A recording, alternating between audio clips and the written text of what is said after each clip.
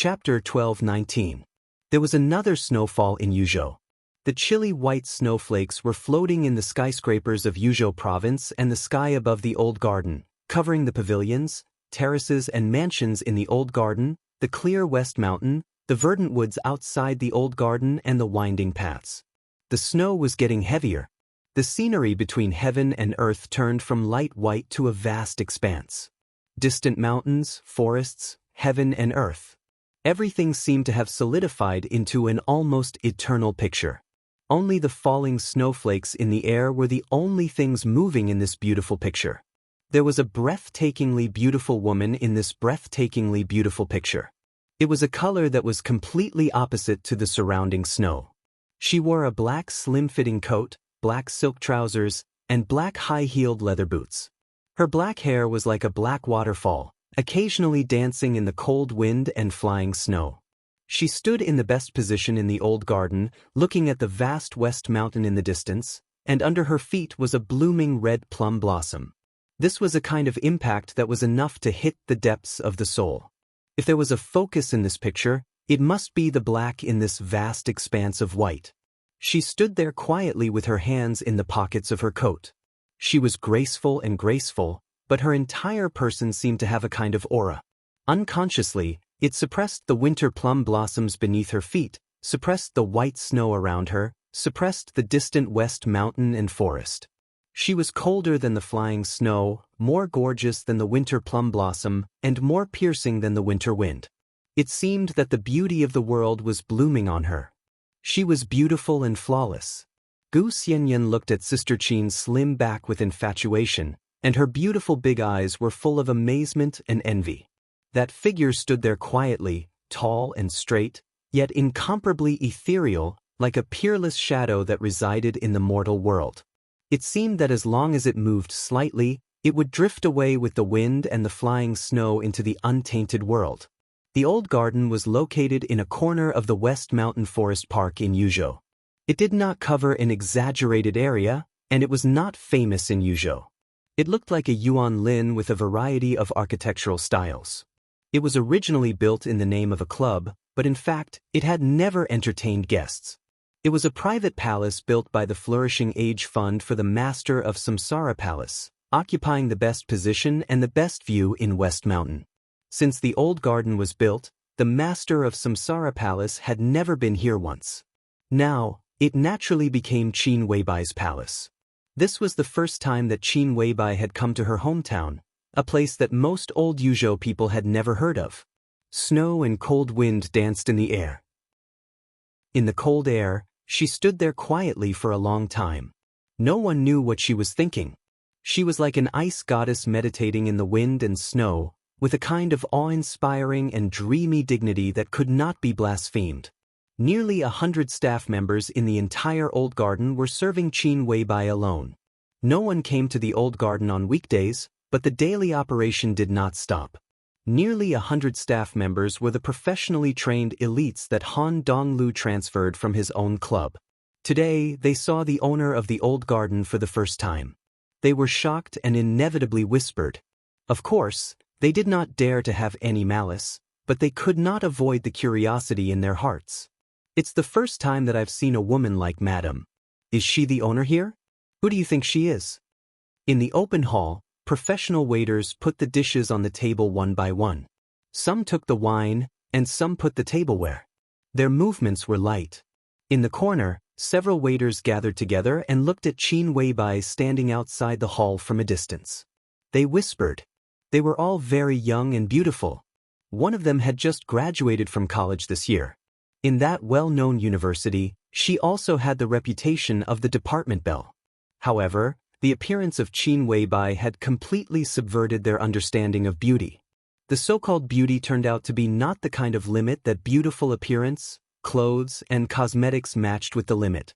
The real beauty had no limit. It was the kind of unimaginable but real perfection. It was the kind of holy and untouchable that was close but far away. Who knows? Another waiter shook his head and whispered, "She asked us to call her Madam. This should be her husband's place, right? I've worked here for almost 2 years, and I haven't seen the owner yet. Such a woman should be owned by another man." As a woman, I feel a little heartbroken when I think about it. She has such a strong aura. Even if she is the president of a super multinational company or the speaker of a certain place, I will believe it. The speaker is unlikely. She is too young. But maybe she is the daughter-in-law of a member of parliament or a director. Such a woman, her life is not something we can imagine. Is that little girl Madame's daughter? When she grows up, she won't be much worse than her mother. Maybe Madame is waiting for her husband? Daughter? Are you kidding me? Madame is obviously very young. How can she have such an old daughter? Is it a sister? I'm not sure about her age. Maybe 20, maybe 30? But her skin is so good, just like a little girl who has been carefully cared for. Madame just looked at me and my scalp is still numb now. Little girl? You are so funny. The discussion continued in a trance and envy. It seemed that they all believed that Madame was waiting for her husband. In the hall, exquisite dishes were served one by one, looking and smelling good. The deep and melodious bell rang in the old garden, echoing in the snowy world. Qin Weibai raised her wrist and looked at her watch. Almost at the same time she lowered her head, a figure being led over outside the moon gate beside her also stopped. It was a woman who appeared outside the moon gate. Compared to Qin Weibai, who was 175 meters tall and was wearing high-heeled leather boots, she was very petite. She was wearing a dark windbreaker, a beige scarf, a black skirt, and a pair of marten shoes. It was a simple combination, but when she put it on, there was a sense that these clothes should belong to her and only her. There was a sense of harmony in them, as if they were made by nature. Her carefully groomed chestnut curls were scattered lazily. This was also a woman who was so beautiful that it was hard to tell her specific age. Maybe she was not as beautiful as Qin Weibai, but it was enough to make people toss and turn unforgettable. Mature, gentle, quiet, well-behaved, charming and full of charm. She seemed to be in her 20s, in her 30s, or in her 40s. On different occasions, in front of different people, her every expression, every movement, every smile, every word, every different face, and every temperament that could be switched freely seemed to be able to satisfy all the beautiful fantasies of men about women. She might not have the strength to fight tit-for-tat with countless superiors in various fields without falling into a disadvantageous position. She did not have the temperament to be unmoved by the wind and rain. She did not have the treacherous and unpredictable tactics that were impossible to guard against. But when such a woman stood in front of him, she still gave people the feeling that she was unfathomable. She was a woman, but she was also like countless women. Charming, lazy and naive, noble and elegant, delicate and pitiful, there seemed to be countless faces under her beautiful face. She and Qin Weibai could be said to be the kind of people who made different choices. Qin Weibai chose to conquer the world by herself. She gave all her charm, enthusiasm, and charm to Li Tianlan without reservation. She even gave her country to Li Tianlan. She did not have the ability to conquer the world, but she used all her charm, enthusiasm, and charm to control the man who could conquer the world. Qin Weibai looked up and saw her. She also saw Qin Weibai at the same time. The somewhat petite but exceptionally exquisite delicate body stood there. For a moment, under the flying snow, all her hidden faces seemed to be frozen.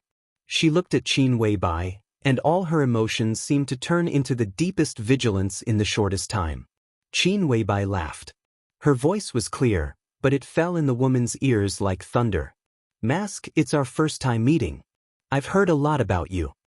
After a pause, she continued, "You know me, don't you? So there's no need for me to introduce myself." The masked lady's body tensed up. Her eyes were either misty or hazy, and the vigilance in them was almost tangible. She was like a cat protecting its own secret. Her hair stood up quietly, but she tried to maintain her shock. "I've heard a lot about you? What's there to look up to about me? Did you ask me out?" "Yes." Qin Weibai's smile was impeccable. Whether it was her appearance, temperament, or her own style, she almost crushed the mask in front of her. "I've wanted to talk to you for a long time. A long, long time ago, but I never had the chance until now." Mask took a step back subconsciously. She was a little short of breath. The last trace of calmness seemed to have become her shield, which she held tightly. In the face of Qin Weibai's calm sharpness, she felt that she saw a trace of gradually expanding cracks on the shield, which made her panic. "If there's nothing else, I'll go first." Mask took a deep breath and said in a soft voice, "Do you know what the name of this place is?" Qin Weibai chuckled and directly gave the answer. "This is the hometown." Mask's body was a little stiff.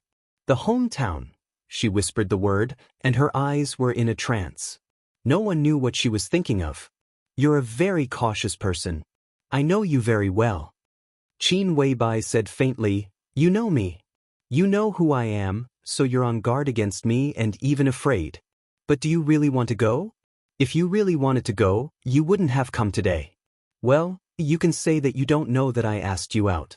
But you're so cautious that you can keep the appointment because of a word. I can be sure that some things are very important to you. So, compared with your vigilance against me now, which one is more important?" Mask's expression kept changing. She was a little tangled and looked more delicate and pitiful, which made people want to hold her in their arms and comfort her. In the light footsteps, Gu Xianyan trotted over and stood beside Qin Weibai. She looked curiously at the strange and charming woman in front of her, as if she didn't know the relationship between her and Qin Weibai. "Your life shouldn't have been like this." Qin Weibai said softly, "Don't you really want to know what happened in the depths of West Lake in Lin, 25 years ago?" Like a peerless swordsman with outstanding beauty, Qin Weibai looked at the struggling eyes of Mask and thrust her sword straight to the vital part. "Jiang Nishang? Or should I call you Gu Qingqiu?" Gu Qingqiu's face was pale, and her body was shaking. She even couldn't stand steadily. She stared at Qin Weibai with unconcealable fear in her eyes. It seemed that the shield she held in front of her had finally lost the sharpness of Qin Weibai. The last trace of calmness was torn apart in Qin Weibai's whisper. Her defense line was shaky and about to collapse. "How do you know?" She tried to open her mouth, but her voice, which was originally very beautiful, became a little hoarse. Gu Xianyan narrowed her eyes and looked seriously at the strange woman in front of her. Although she was very young, no one really treated her as a child, whether she was with Qin Weibai or in Kunlun City. She was cultivated regardless of her age. Gu Xingyun regarded her as a chain that might be able to tie Li Tianlan or other super heavyweights in the future. And Qin Weibai felt that she needed to cultivate a successor. Therefore, the sensitive situation of outsiders looking at flowers in the fog was never a secret to Gu Xianyan. It was never a secret to her. As long as she wanted to know, she could know the basic sequence of events. The flames of war had spread all over Zhongzhou State. Late at night 7 days ago, Li Huaqing personally flew to Emperor Dong's palace and had not returned to Zhongzhou State yet. In the morning after that night, the academy and the new group began to pour fire on each other almost at the same time. 7 days was neither a long time nor a short time. When the resources of both sides were fully mobilized, everyone could smell the fierce smoke of gunpowder after the war. As of today, the two groups affiliated to the Flourishing Age Fund had been in trouble. One of them might face a huge fine of more than 1 billion Zhongzhou dollars, and the other was likely to be completely closed down. Many departments were completely firing at the Flourishing Age Fund. The stocks of many listed companies affiliated to the Flourishing Age Fund were shaking violently. The groups that had dealings with the Flourishing Age Fund in many fields were a little uneasy. This brief introduction affected the entire stock market of Zhongzhou State. The Flourishing Age Fund was so big that almost no one knew its specific scale except for Han Donglu. This neutral wealthy family, which seemed to be a financial giant entrenched in Huading on the surface, had quietly extended its tentacles to all aspects in the past. Energy, aerospace, minerals, real estate, internet, construction, hotels, film and television media, medicine and health, electricity, communications, automobile manufacturing, insurance, fashion, daily necessities, retail. The shadow of the Flourishing Age Fund could be seen everywhere in dozens of fields.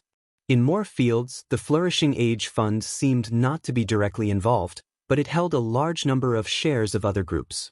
Such a situation of great momentum was destined to have withered branches, and there were all kinds of birds in the woods. It was inevitable that some black sheep would appear, which was something that even Han Donglu could not control. The Flourishing Age Fund found more and more problems in 7 days. Han Donglu, who had flown from Yuzhou to the headquarters of Huding, was calm and collected. But the joint investigation of various departments was getting more and more difficult. It was not that they could not find any problems, but that they were afraid. In just a few days, the overall loss of the Flourishing Age Fund had reached billions, and there were also a lot of righteous forces involved. Everyone could see the continuous bleeding of the new group, but everyone could also see the growing shock in the economic field of Zhongzhou State. The whole parliament was a little uneasy, and there were even voices that some problems should be handled with caution. Several prominent international funds seemed to have aimed at the stock market of Zhongzhou State and were ready to make a move. Star State also seemed to have a plan to announce the appreciation of Star Dollar. Everyone was waiting for an opportunity or a suitable node, and then they could give a fatal blow to the economy of Zhongzhou State. Everyone knew that it would be very convenient to start with the Flourishing Age Fund, and they could also find some problems. They did find problems, but they also found that the Flourishing Age Fund they knew was only the tip of the iceberg of the real Flourishing Age Fund. With the deepening of the investigation, the huge outline of the Flourishing Age Fund beyond the limits of everyone's imagination had faintly emerged. It was a huge and incredible monster. And this was just the industry of the Flourishing Age Fund in Zhongzhou State. What else did the Flourishing Age Fund have in the world? If the economy of the entire Flourishing Age Fund was combined, some people had estimated that it was even a behemoth close to the economy of the Wang family of Beihai. The confrontation between the academy and the new group was in full swing. But no one dared to joke about the future of Zhongzhou State. Therefore, the joint investigation of various departments was getting more and more difficult, and the pressure from all sides was increasing. The academics were looking for a new breakthrough. The internal turmoil of the Flourishing Age Fund was turbulent, but in 7 days, Liaodong had already been in turmoil. Tan Xiaotian had been officially investigated in secret 3 days ago. Originally, everyone thought that it was just the problem of the National Highway Reconstruction Project of Fengtian. After knowing that Wang Wei, the leader of the 3rd inspection team, had entered Jiangxia, Bai Qingqian wanted to slap Wang Wei in the face. But no one expected that Bai Qingqian was completely touched this time, and she completely fell out with him. From the feedback from all sides, the problem of the National Highway Reconstruction could only be regarded as a trivial matter for Tan Xiaotian. His real problem was in Anong. It was an illegal trade network he built in Anong that connected the peninsula, and from the peninsula to the periphery of Snow Country and Goryeo. It involved the scope of polar light from food to population to arms. Tan Xiaotian could get huge profits just by saying hello. At present, it was not clear how big this dark economic chain was, but a conservative estimate showed that the amount had exceeded hundreds of billions. Tan Xiaotian. Hundreds of billions. The two were obviously not the same concept. So how many people were involved in the hundreds of billions? Anong developed very fast in Liaodong, and it was also jokingly known as the secretary class. At its peak, there were 13 directors in Anong, and 7 of them were secretaries. Such a scene was rare in the whole Zhongzhou State. People jokingly discussed that Anong developed very fast, so the big bosses would put their trusted secretaries to guild. When the time came, there would be a golden road in front of them.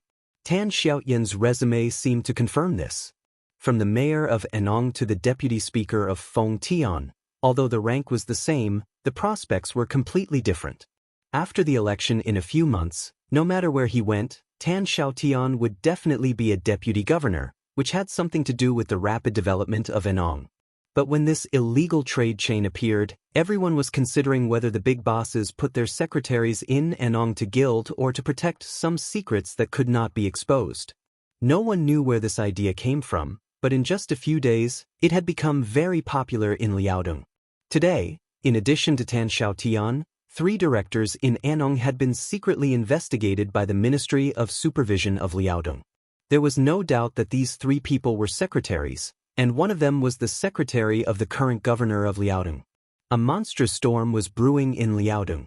Everyone could guess the answer that was about to break out of the shell and was destined to be earth-shattering. No one expected that Bai Qingqian would act so fiercely. She did want to deal with Tan Xiaotian and Wang Wei, but what she wanted to do this time was to completely destroy the core base of the academics and capture all the forces of the academics in one fell swoop. The monstrous pressure pressed down from the parliament to Liaodong. Not only the academics, but also individuals from the giant group, the southeast group, and even the north group called Bai Qingqian, trying to suppress this matter, or at least control it within a certain range.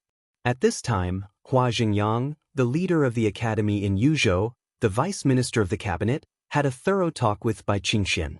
The conversation between the two was almost a reprimand from Hua Jingyang to Bai Qingqian. Vice Minister Hua clearly told Bai Qingqian that the parliament supported her work, but hoped that she would not make a fuss and make trouble out of nothing. In the current situation, stability came first. Bai Qingqian, however, was tit for tat and did not give any face to the leader of the academy. Her response at that time was also very clear to Gu Xianyan, because after this incident, Qin Weibai and Bai Qingqian talked on the phone and did not avoid her at that time. Bai Qingqian said so at that time. Tan Xiaotian's problem is not only a problem of Zhongzhou state, but also a serious injury to our friendship with the peninsula. Vice Minister Hua, you can think about how serious the consequences will be if this matter is suppressed. One day, when the people of the peninsula who can't even eat enough and can't even afford to wear clothes learn that their young and beautiful women have come to Zhongzhou state to engage in various industries under the temptation of people like Tan Xiaotian, what kind of situation and consequences will it be? Can you and Liaodong bear the consequences? This question could be said to be powerful and resonant. Hua Jingyang even threw the phone on the spot. At present, the third supervisory group was still active in Jiangxia. But the team leader, Wang Wei, had already closed his door and did not participate in the summary meeting of the supervisory group. Tan Xiaotian's accident directly made Wang Wei's reputation in Zhongzhou state drop to the freezing point. Everyone was still waiting for Tan Xiaotian to be completely broken through, waiting for this storm to completely engulf the few big shots standing at the top of Liaodong. Under such circumstances, it seemed that they were afraid of the complete rebound of the academics, so the giant group also began to quiet down. Bai Zhanfang and Zhou Mulin, who had already had a countermeasure, began to quietly put away the cards in their hands that they were ready to play, waiting for the right time. As a result, the flames of the two battlefields of Liaodong and the Flourishing Age Fund continued to burn, igniting the overall situation. Under such circumstances, Qin Weibai, who had been quiet in Yuzhou, suddenly made an appointment with this woman in front of her, which made Gu Xianyan instinctively feel that something was wrong. At this time, Qin Weibai could not meet a meaningless person. Gu Qingqiu. Jiang Nishang. Gu Xianyan blinked her watery eyes and looked at the woman in front of her. What kind of impact could she have on the next overall situation? Her surname was Gu. Was she from Kunlun City? It shouldn't be. Otherwise, how could she not know her? Qin Weibai looked at Gu Qingqiu quietly, looking at the horror in her eyes. If these two names were a sword that pierced the vital point, then Qin Weibai's next words were a fatal blow. You are 36 years old this year, and you have been carrying out tasks since you were 21. Your code name is Fairy, and your secondary code name is Mask. Those who know these two code names think that there are two people. In fact, both code names are you. You desire freedom, like photography, and have always dreamed of traveling all over the world. But if you want to fulfill this dream, you need to continue working for another 14 years. You like Switzerland and want to settle down there. Someone promised you a large sum of money when you were 50 years old and helped you get Swiss citizenship. But you have never been to Switzerland. If the farthest place you have been is England, because your child is studying there. He should have just entered middle school this year. You had a boyfriend in college. During your mission, you even performed an abortion for your boyfriend. That was your biggest mistake. You still contact him occasionally, but you don't love him anymore. You even want to... Enough! Gu Qingqiu's body fell to the ground. She covered her ears, shook her head wildly and screamed. Qin Weibai looked at her with a smile. She was not indifferent or enthusiastic.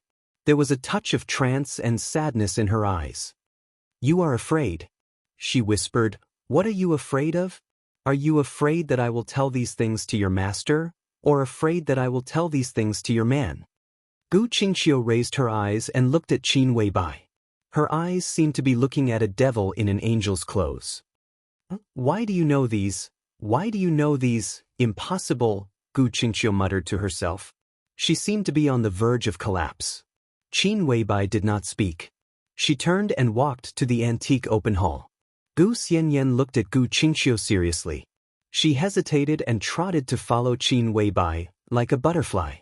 Qin Weibai walked into the hall and took off her coat. The simple pure white sweater outlined her figure and looked more charming and soft. Gu Xianyan gently pulled her hand and whispered, Sister, she is. Qin Weibai sat on the chair, looked out of the window and said calmly, Li Shi's successor is also your predecessor. If you continue to stay in Kunlun City, you can get in touch with her about a year later. She will become your teacher. Gu Xianyan's brain was stunned for a moment. She opened her small mouth wide and looked stunned. Her predecessor, Li Shi's successor, this identity could not be more obvious. Kunlun City, the previous generation of Phoenix Pavilion. Master. Gu Xianyan shook her head subconsciously, feeling a little confused. Gu Qingqiu. This was a figure hidden at the bottom of Kunlun City's secrets. Gu Xianyan was not surprised that there was such a figure in Kunlun City. But the previous pavilion master of Phoenix Pavilion turned out to be a figure hidden at the bottom of Kunlun City's secrets. She stayed in Kunlun City for several years. The two invincible realm experts in Kunlun City were both her teachers. She was in daily contact with the high-level officials of Kunlun City. They would teach Gu Xianyan their experience in various aspects, and they would talk about some random things when chatting. But Gu Qingqiu. She had never heard of this name before. Not even once. Did no one know of her existence? Or did everyone know but did not tell her? 25 years ago, Gu Xianyan recalled this time point. That should be the time when the Li family collapsed and Li Shi officially completed her task and became the wife of the Lord of Kunlun City. At that time, did Kunlun City find a second pavilion master of Phoenix Pavilion? Gu Qingqiu was 36 years old this year. According to Qin Weibai, Gu Qingqiu should have joined Kunlun City 25 years ago. She was 11 years old that year. Qin Weibai said that she started to carry out tasks at the age of 21. In other words, Gu Qingqiu was the pavilion master of Phoenix Pavilion 15 years ago? 15 years. 25 years.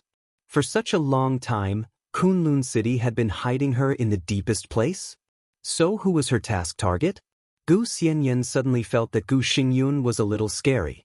Putting everything else aside, just the depth of his thoughts that were hidden in the dark was something that most people couldn't compare to. Sister, who is her task target? Gu Xianyan asked cautiously. Phoenix Pavilion had not been established for a long time in Kunlun City.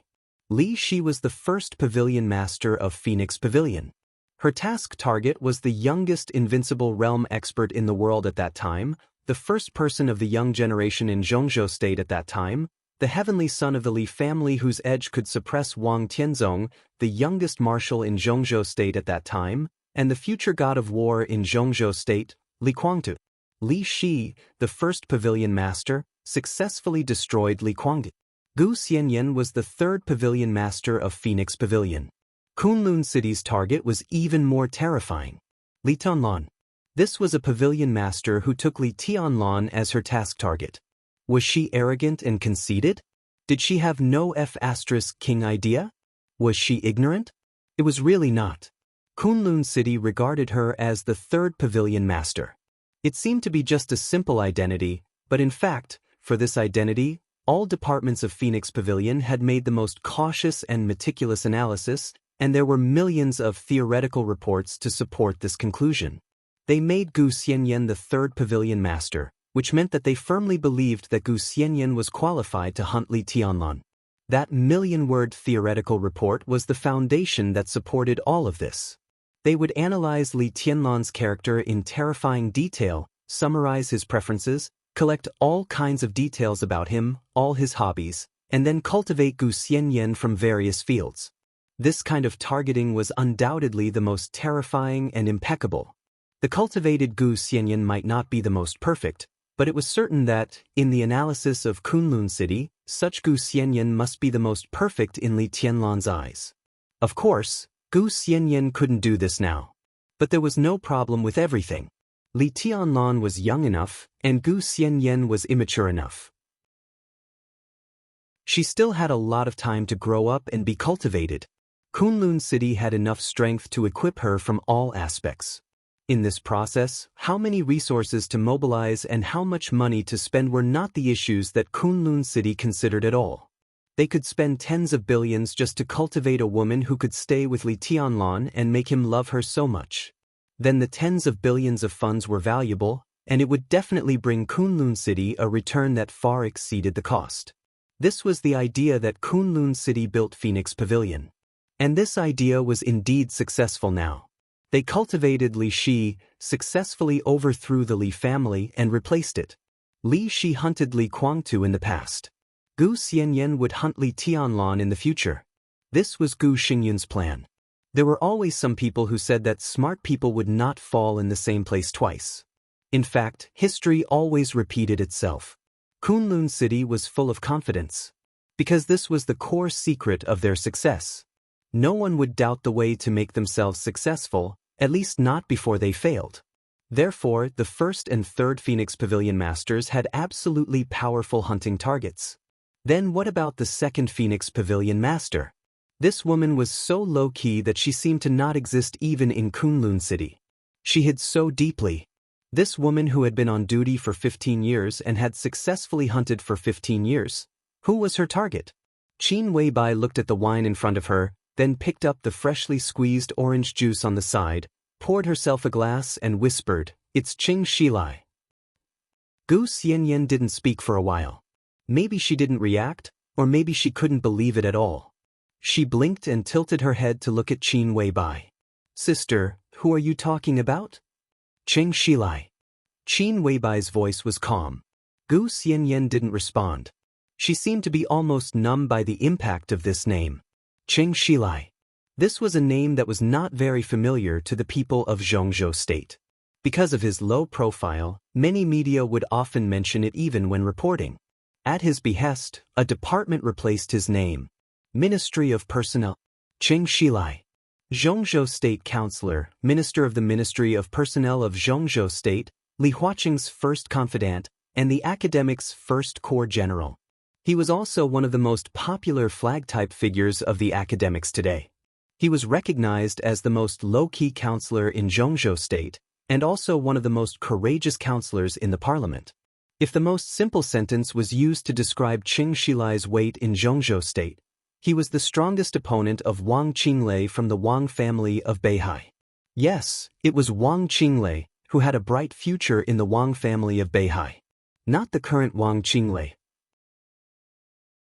If it weren't for Li Huaqing's re-election in this election, Qing Shilai would almost certainly be pushed into the director's seat by the academics without any accident. And even if Li Huaqing was re-elected, Qing Shilai was still very likely to become one of the directors of Zhongzhou State after the election, one step ahead of Wang Qinglei. Even if he couldn't go further, he would continue to sit in the position of Minister of the Ministry of Personnel, with students all over Zhongzhou State and a more solid foundation. After 5 years, the possibility of him directly succeeding Li Huaqing would also greatly increase. There was no doubt.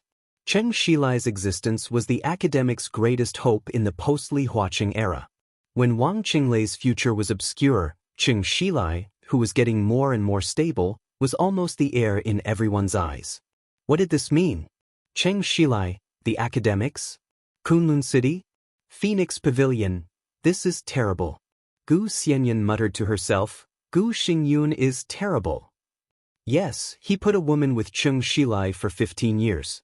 The most important thing is that she never made any request to Qing Shilai.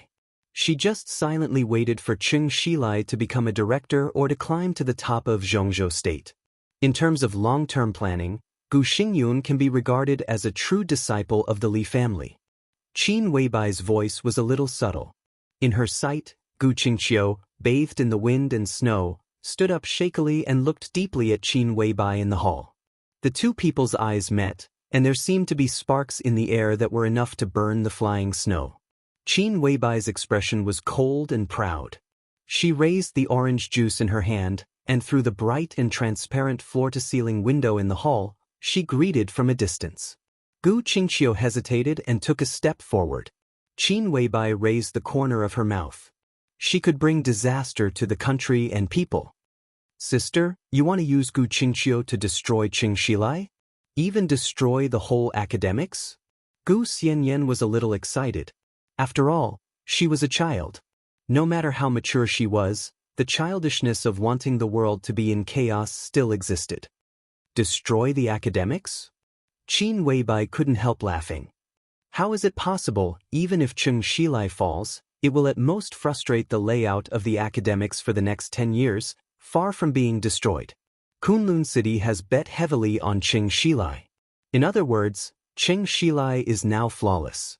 Because Gu Qingqiu has never made any request to him that goes against his own position, nor has she done anything excessive.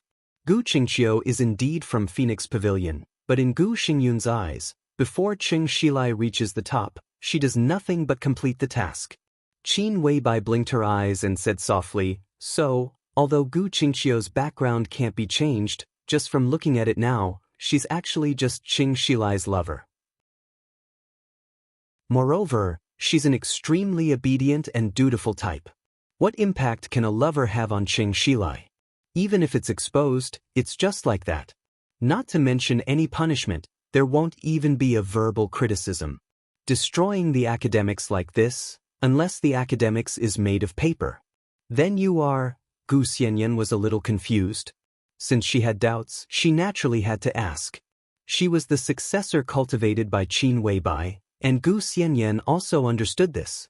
No matter how intelligent the goddess was, no matter how invincible Emperor Dong was, they would eventually grow old and could not disobey the will of time, but Emperor Dong's palace would always exist. And Gu Xianyan was the best candidate to assist the future palace lord of Emperor Dong's palace in Qin Weibai's expectation. From now on, Gu Xianyan would absorb everything and grow wildly. I need to detonate Gu Qingqiu, the bomb, and use Qing Shilai to test something that I have always been confused about, but it's very important. Qin Weibai's eyes narrowed slightly, and she continued, and the outside world is now guessing what trump card Li Huaqing has in Emperor Dong's palace. They don't know, but I do. Li Huaqing does have a trump card in his hand, and his trump card can indeed persuade Tianlan to compromise in an instant, which will be far more beneficial than the purgatory of Heaven Capital. It's just that Li Huaqing himself is hesitating whether to play this card or not, so there is the current confrontation. If Qing Shilai's matter is exposed, the subsequent impact will also indirectly stimulate Li Huaqing, so that he will make up his mind earlier and end all this. Qin Weibai's red lips were soft, and her white teeth gently bit the straw. It's like killing two birds with one stone. Gu Qingqiu finally made up her mind and walked into the hall. She took off her scarf and coat, standing opposite Qin Weibai, looking at her silently with a calm expression. Qin Weibai chuckled, reached out her hand and said lightly, "Please sit down." Chapter 12:20. Gu Qingqiu sat down slowly. The wind and snow outside with the cold temperatures seemed to calm her down a lot. She seemed to have regained her composure, but she looked a little haggard, so she was more delicate. The light in Gu Xianyan's eyes flowed, and she sighed in admiration in her heart. This woman was naturally extremely beautiful, but the most attractive thing was not her appearance or her proud figure, but her temperament that seemed to be able to hook into the depths of one's soul. Every movement, every expression, would cause others to involuntarily focus their gazes on her. Gu Xianyan could imagine the light when she attended various banquets, shining but not dazzling. No matter where she went, on any occasion, she would be the absolute focus. Maybe she didn't need to do anything, and she didn't need to hold any power. She just walked in the crowd, and people would pay attention to her. She was as gentle as jade, without threat. This was a woman who didn't even have the idea of jealousy from the same sex. To this extent, a vase was completely equivalent to a priceless treasure. What do you want to talk about? Gu Qingxiu gently bit her rosy lips and asked in a low voice. She was still a peerless beauty, but under Qin Weibai's aura, she had become a very ordinary beauty, and her spirit was crushed in all aspects. Gu Qingxiu suddenly felt a little humiliated. She suddenly felt like an ugly duckling sitting in front of a swan. That kind of whiteness and beauty filled her entire field of vision, bringing with it a loneliness and pride that seemed to be able to stab at her dignity. This caused the line of defense she had reconstructed in her heart to waver once again. No hurry. Qin Weibai looked at Gu Qingxiu calmly. Eat something first. What do you want to drink? Gu Qingxiu shook her head in a trance, looking at the drinks on the edge of the table. There were freshly squeezed orange juice and mixed fruit juice, fruit wine brewed by Gu Yuan, and red wine that was waking up. There was an ice bucket in the small dining car on the edge of the table, and 2 champagne bottles were lying in it. She looked like a cold beauty. Cola, which could be said to be the public enemy of women, was naturally not available. Gu Qingxiu reached out and poured herself a glass of white wine. She picked it up and drank it. The spicy smell of wine rolled in her stomach, and she choked and coughed violently. Qin Weibai looked at her quietly, with a distant color in her eyes that no one could see through. Gu Qingxiu stopped coughing with difficulty, and 2 groups of red appeared on her face, looking more and more charming. Let's eat.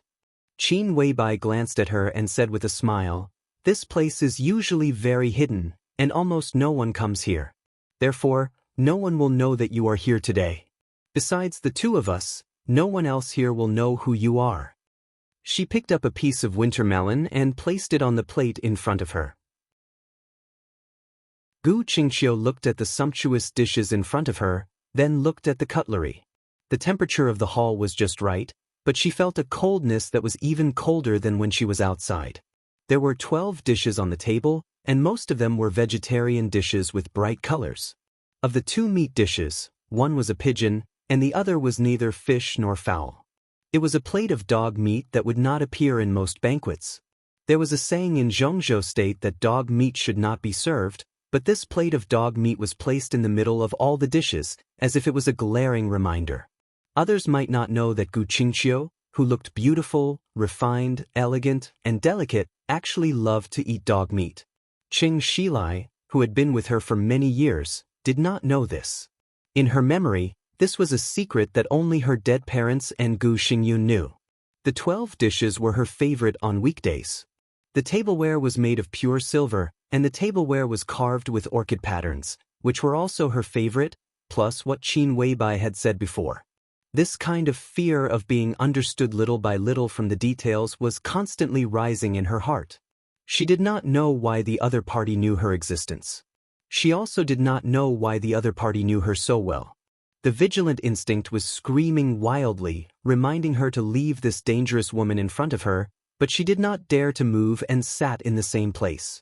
Gu Qingxiu watched Qin Weibai eat gracefully, drank a glass of orange juice, and watched the people around her prepare desserts after the meal. Gu Qingxiu ate something randomly. The taste should be very good, but she could not taste it at all. Xianxia does not know you, but you should be familiar with her. After eating quietly, Qin Weibai picked up a tissue and wiped the corners of her mouth. Her movements were delicate and elegant. Yes. Gu Qingxiu opened her mouth vigilantly. Of course, she knew the existence of Gu Xianxia. Not long ago, Gu Xingyun communicated with her and said that he would let Gu Xianxia practice in hooting for a year to broaden her horizons. After that, he would find a suitable opportunity to let Gu Xianxia be by her side and let her personally teach her. Between the lines, Gu Qingxiu could hear the importance and expectation that Gu Xingyun attached to this girl. Gu Qingxiu had already begun to come into contact with some of Gu Xinyan's information and began to consciously think about how and what she should teach her. Gu Xianxia needed to broaden her horizons, and she also needed a year's time to prepare to train her into the Phoenix Pavilion's pavilion master. However, no one expected that Gu Xianxia would make such a sharp and crazy backstab in hooting. Phoenix Pavilion was completely exposed, and the Special Warfare Group and Kunlun City were in turmoil. However, Gu Xianxia stood beside Qin Weibai and became a highly valued figure in Emperor Dong's palace. Gu Qingqiu silently glanced at Gu Xianyan. Gu Xianyan blinked her big eyes and looked at her innocently. Her acting skills were really good. Gu Qingqiu lowered her head and took a sip of juice. Li Shi, Gu Qingqiu, Gu Xianyan. Third-generation Pavilion Master of Phoenix Pavilion. The first-generation Pavilion Master was now the Deputy Palace Lord of Emperor Dong's palace. The third-generation Pavilion Master seemed to be fully trained by Qin Weibai. Only she, the second-generation Pavilion Master, was still faithfully fulfilling her obligations. Gu Qingqiu was very sure that Li Shi and Gu Xianyan were definitely not Qin Weibai's sources of information. In the entire Kunlun city system, Gu Qingqiu did not exist, and there was no second-generation Pavilion Master in Phoenix Pavilion. In the entire Kunlun city, only one person knew of her existence, and that was Gu Xingyun. Even Gu Qianxuan did not know of her existence. Such a degree of secrecy naturally meant that Gu Xingyun had to spend more resources to train her. But now she had been with Cheng Shilai for 15 years and gave birth to a son for him. Now Wang Qinglei's future was unknown, and Cheng Shilai was more and more brilliant. Gu Xingyun's efforts had undoubtedly begun to pay off. Xianyan will be with me from now on. Qin Weibai whispered, I can teach her what you can teach her. I can teach her what you can't teach her. Even if I don't understand, it doesn't matter. I can find the most professional people in the world to teach her. Emperor Dong's palace is far better than Kunlun City in terms of resources and prospects. I can't be sure of Xianyan's future. In the future when Tianlan and I are old, Xianyan may not become the hostess of Emperor Dong's palace, but she will definitely have the same power as the hostess of Emperor Dong's palace. What does it have to do with me? Gu Qingqiu said lightly. In fact, I believe in Kunlun City's vision in this regard, but I don't quite agree with their approach. Their approach has many limitations, but they have a good eye for selection, especially the candidates for the Pavilion Master of Phoenix Pavilion. Especially the candidates for the Phoenix Pavilion Master. If possible, we don't want to miss out on any of them. Qin Weibai looked into Gu Qingqiu's eyes, and her voice was clear and sharp. I don't know what you're talking about. Gu Qingqiu suddenly smiled. Perhaps her heart was still shaken, but on the surface, she had completely calmed down. A gentle and beautiful smile bloomed at the corner of her mouth. It had a soul-stirring charm. What is Phoenix Pavilion? She couldn't clearly admit anything in front of Qin Weibai, even if Qin Weibai knew her beyond her imagination. Qin Weibai smiled and didn't seem to mind Gu Qingqiu's pretending to be stupid. She just said slowly, Phoenix Pavilion has very strict requirements for the selection of pavilion masters, not only in terms of body and appearance. Because the hunting target of the Pavilion Master of Phoenix Pavilion is the big shots who can affect the world. From the perspective of current science, every Pavilion Master of Phoenix Pavilion has to bear a lot of karma. Therefore, every Pavilion Master needs enough luck to bear these karma. You don't have to believe in things like luck and karma, but no one dares to clearly say that it doesn't exist. This is something that can't be seen or touched but is invisibly destined. In Zhongzhou state, this is called metaphysics. Gu Qingqiu stared at Qin Weibai blankly. Qin Weibai's voice was soft, like a cloud of cold mist that would melt in the wind and snow at any time. Zhongzhou state once had 2 recognized metaphysics grandmasters. They could prove that karma does exist. More than one general or member of parliament had been instructed by them and achieved achievements that others couldn't imagine. When the parliament made some important decisions, they would also ask them what should be paid attention to. Such people are rare in Zhongzhou state. But coincidentally, the monk who raised me was one of them. The whole Zhongzhou state knows that you are the adopted daughter of Great Master Wei. Gu Qingqiu played with the cup in her hand. This is my luck. Qin Weibai nodded. But the whole Zhongzhou state doesn't know that when the Samsara Palace still existed, Xian Xuanzi, a metaphysics grandmaster who was as famous as Great Master Wei, was the 13th supermaster of the Samsara Palace, codenamed Tianji. Gu Qingqiu's hand holding the cup suddenly tightened, and she looked up at Qin Weibai. This is impossible. Qin Weibai didn't speak. Gu Qingqiu sneered. I only know that Xian Xuanzi once called you a demoness who brought disaster to the country and people, and that was before he joined the Samsara Palace. In the last few years of his life, he was the 13th supermaster of the Samsara Palace. Qin Weibai gently raised the corner of her mouth. I sent Xian Yan to Kunlun City through Xianxuanzi. You should know Gu Xingyun very well. He firmly believes in metaphysics. I believe in him very, very much. I can even say that I rely on him. Qin Weibai paused and said meaningfully, without Xianxuanzi's approval, do you think Gu Xingyun would casually push someone to the position of Pavilion Master of Phoenix Pavilion? Gu Qingqiu's expression changed slightly. He was keenly aware of the meaning contained in Qin Weibai's words. Gu Xianyan was the Phoenix Pavilion Master. She was also the Phoenix Pavilion Master. The expression on Gu Qingqiu's face vanished. She slowly raised her head and looked into Qin Weibai's eyes. What do you mean? Are you interested in Xianxuanzi? Qin Weibai smiled playfully. Then I'll tell you a story. It's about Xianxuanzi. The dishes were removed one by one. More than a dozen kinds of exquisite desserts of different colors and shapes were served. Qin Weibai put a piece of soft cake in front of her and said casually, Xianxuanzi's family can be regarded as a standard metaphysical family.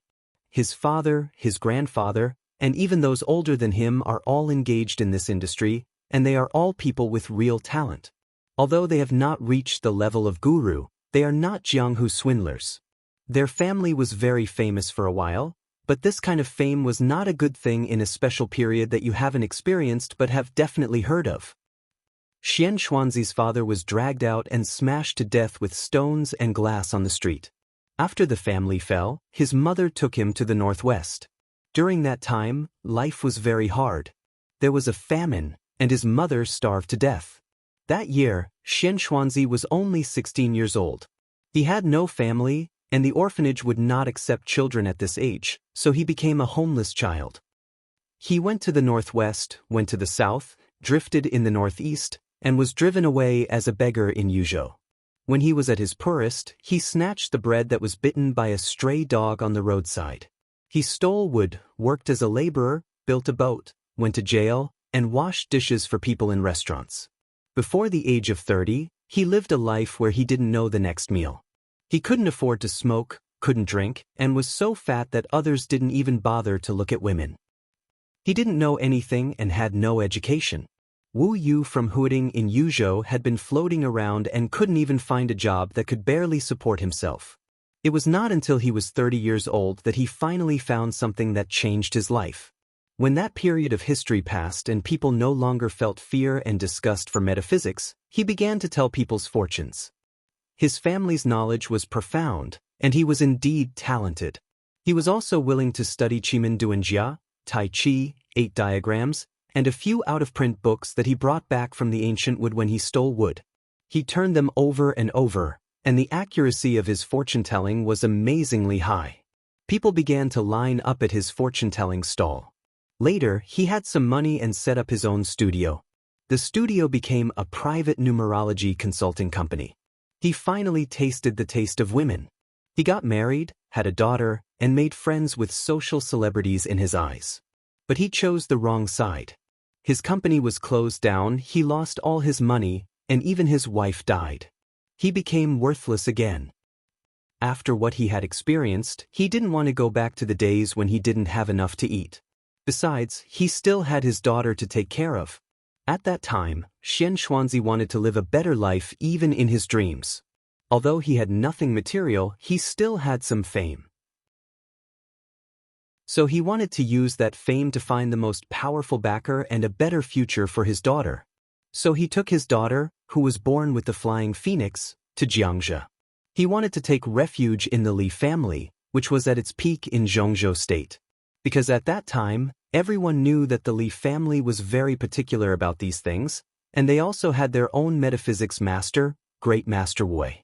But at that time, Li Honghe and the Wang family of Beihai were busy dealing with the Heroes Club, the Jiang family of South America, and the fantasy world's invasion of Zhongzhou state. Moreover, they were close friends with Great Master Wei. How much importance could they attach to a Jianghu fortune-teller? Naturally, Xianxuanzi couldn't see the war god of Zhongzhou state. But the Gu family, the vicious dog beside the Li family at that time, had heard of Xianxuanzi's fame.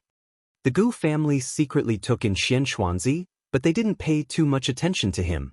They just kept him as a secret guest and didn't see him on various occasions.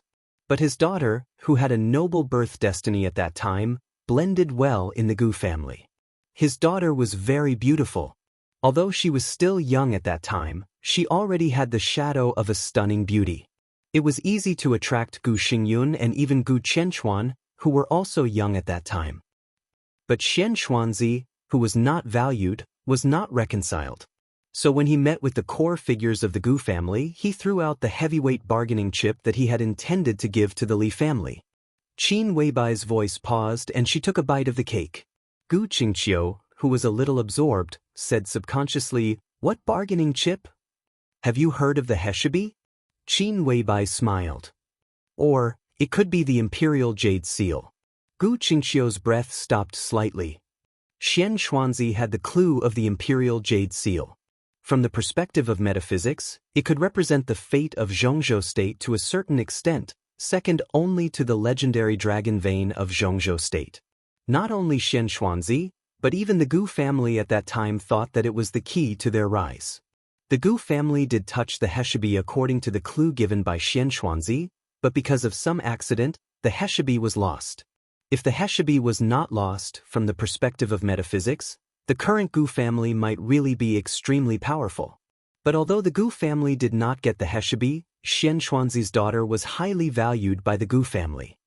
Qin Weibai looked at Gu Qingqiu. Do you know why? Because according to Xianxuanzi, the clue of the Heshibi was deduced by him from his daughter's birth chart. There is no way to find out whether this is true or not, but Xianxuanzi's daughter was carefully trained by the Gu family to cultivate her martial arts. They cultivated her talents and her logic of thinking. She grew up silently in the Gu family and became more and more dazzling. At the same time, she got closer and closer to the genius of the Gu family, Gu Xingyun. They loved each other at that time, but when Gu Xingyun's parents were about to formally propose to Xianxuanzi, Xianxuanzi's daughter met another man. In other words, she met the master of the Gu family at that time. Well, the master is not very accurate. It should be the young master of the Gu family. Gu Qingqiu's body shook.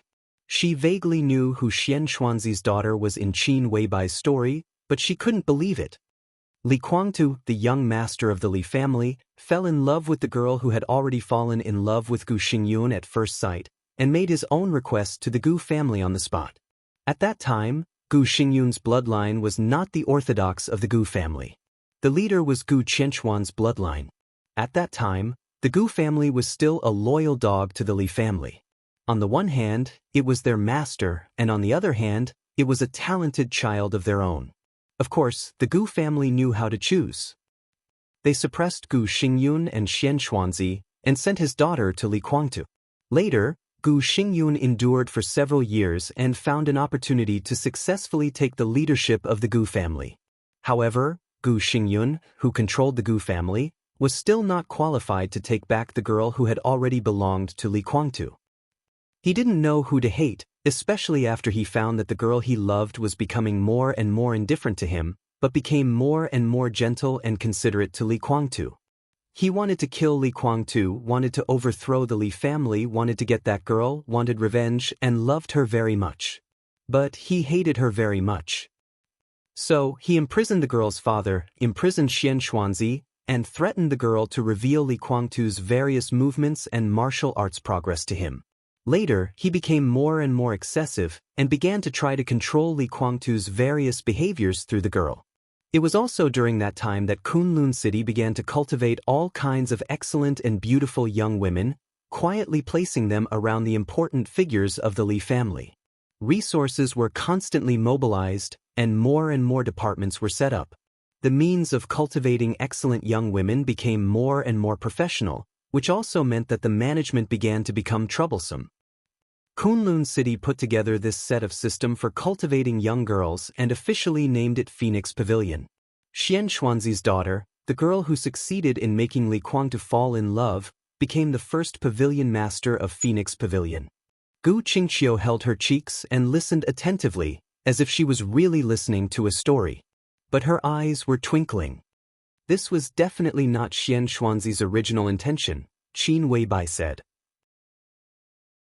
Seeing his daughter involved in the storm between the Li family and the Gu family, and could be torn apart at any time, as a father, of course, he was not reconciled and of course, he wanted to do something. When Gu Xingyun was torturing him once, he told Gu Xingyun that their plan wasn't perfect. They should be looking for a beautiful woman with the fate of 100 tigers to be placed by Li Kuangtu's side. The 100 tigers were fierce, far more suitable to carry out the Gu family's plan than his daughter's flying phoenix fate. He wanted to find a girl with the birth destiny of 100 tigers to replace his daughter. At the very least, he wanted to put her and his woman beside Li Kuangtu at the same time to find a suitable scapegoat. Gu Qingqiu's body suddenly trembled as if she had been electrocuted. Her ruddy face instantly turned pale. Qin Weibai's voice continued, but the unhurried tone seemed to gradually add a touch of cruelty and sharpness. Gu Xingyun agreed to this plan. He fed Xianxuanzi the Gu family's unique poison and let him out of the Gu family. It was at that time that he, who originally had his own name, became the real Xianxuanzi. He was responsible for secretly collecting all kinds of girls who met the requirements of Phoenix Pavilion for the Gu family. With the support of the Gu family's resources, Xianxuanzi's activities in the outside world could be said to be flourishing. Metaphysics Grandmaster? What is a metaphysics Grandmaster? With the cooperation of a big force behind him, he can mobilize all kinds of resources, he has real talent, and he can achieve the effect of turning stone into gold in the shortest time. With many such examples, he naturally becomes a metaphysics Grandmaster.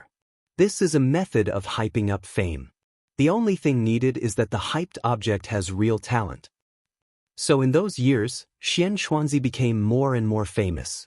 More than half of the upper class of Zhongzhou state had heard of his fame, and his reputation began to catch up with great Master Wei.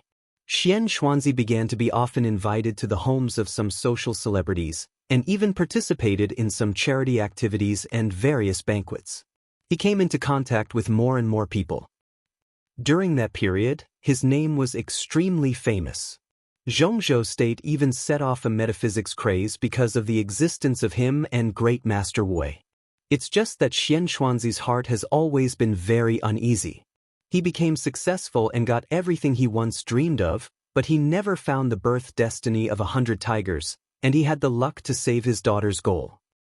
Until he received an invitation.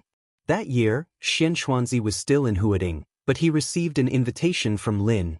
The inviter was a local wealthy family in Jiangxia, with a large business and a great reputation in the clothing and retail industry. The businessman wanted to invest in other fields, so he wanted to find Xianxuanzi to consult about his luck in the next few years. Xianxuanzi was invited to Lin. The patriarch of the small wealthy family was very sincere and held a welcome banquet for Xianxuanzi. It was at that banquet that he saw a little girl. The girl was about 7 or 8 years old at that time, but she had already shown an extraordinary demeanor. She was as fair as jade, could play the piano, draw, understand poetry, and was very good at playing the violin. The girl at that time was probably equivalent to the fairy face of a few years ago. No matter where she came from, as long as people saw her, they could see the kind of light shining in her.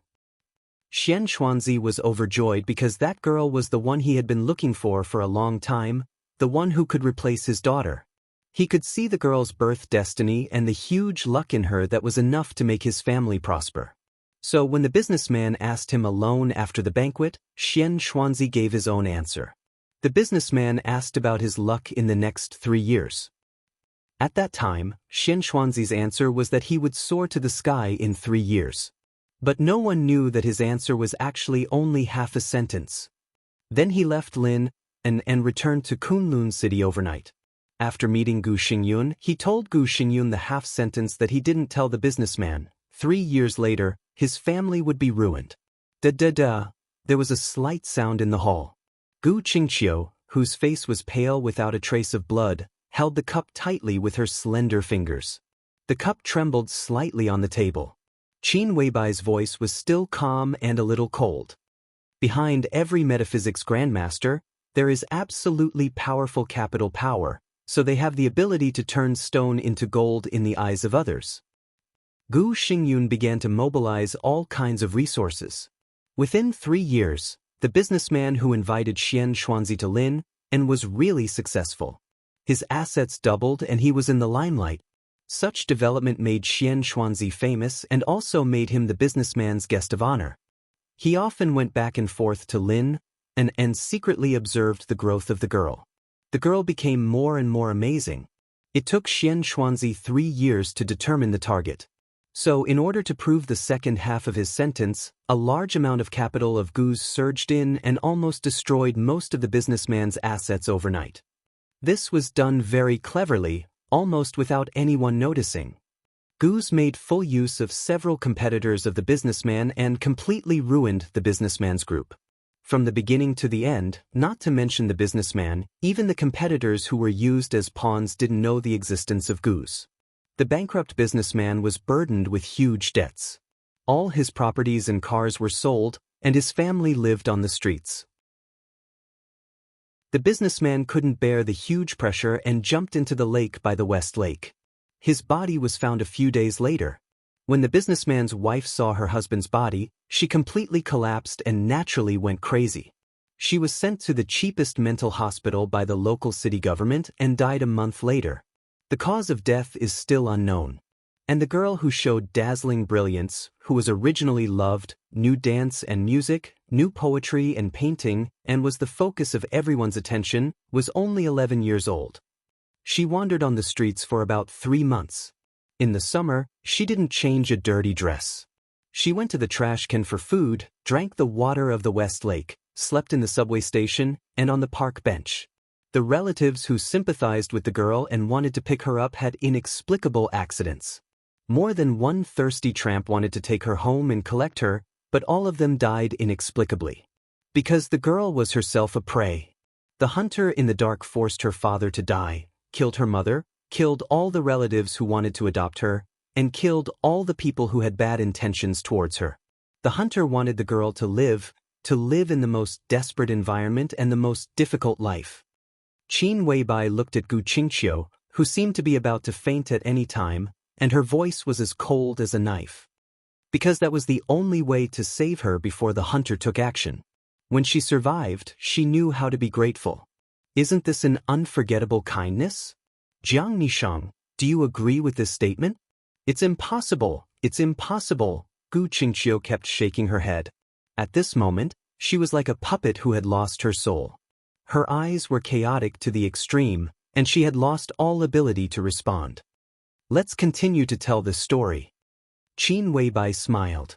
The hunter let the girl live for more than 3 months in the most desperate days.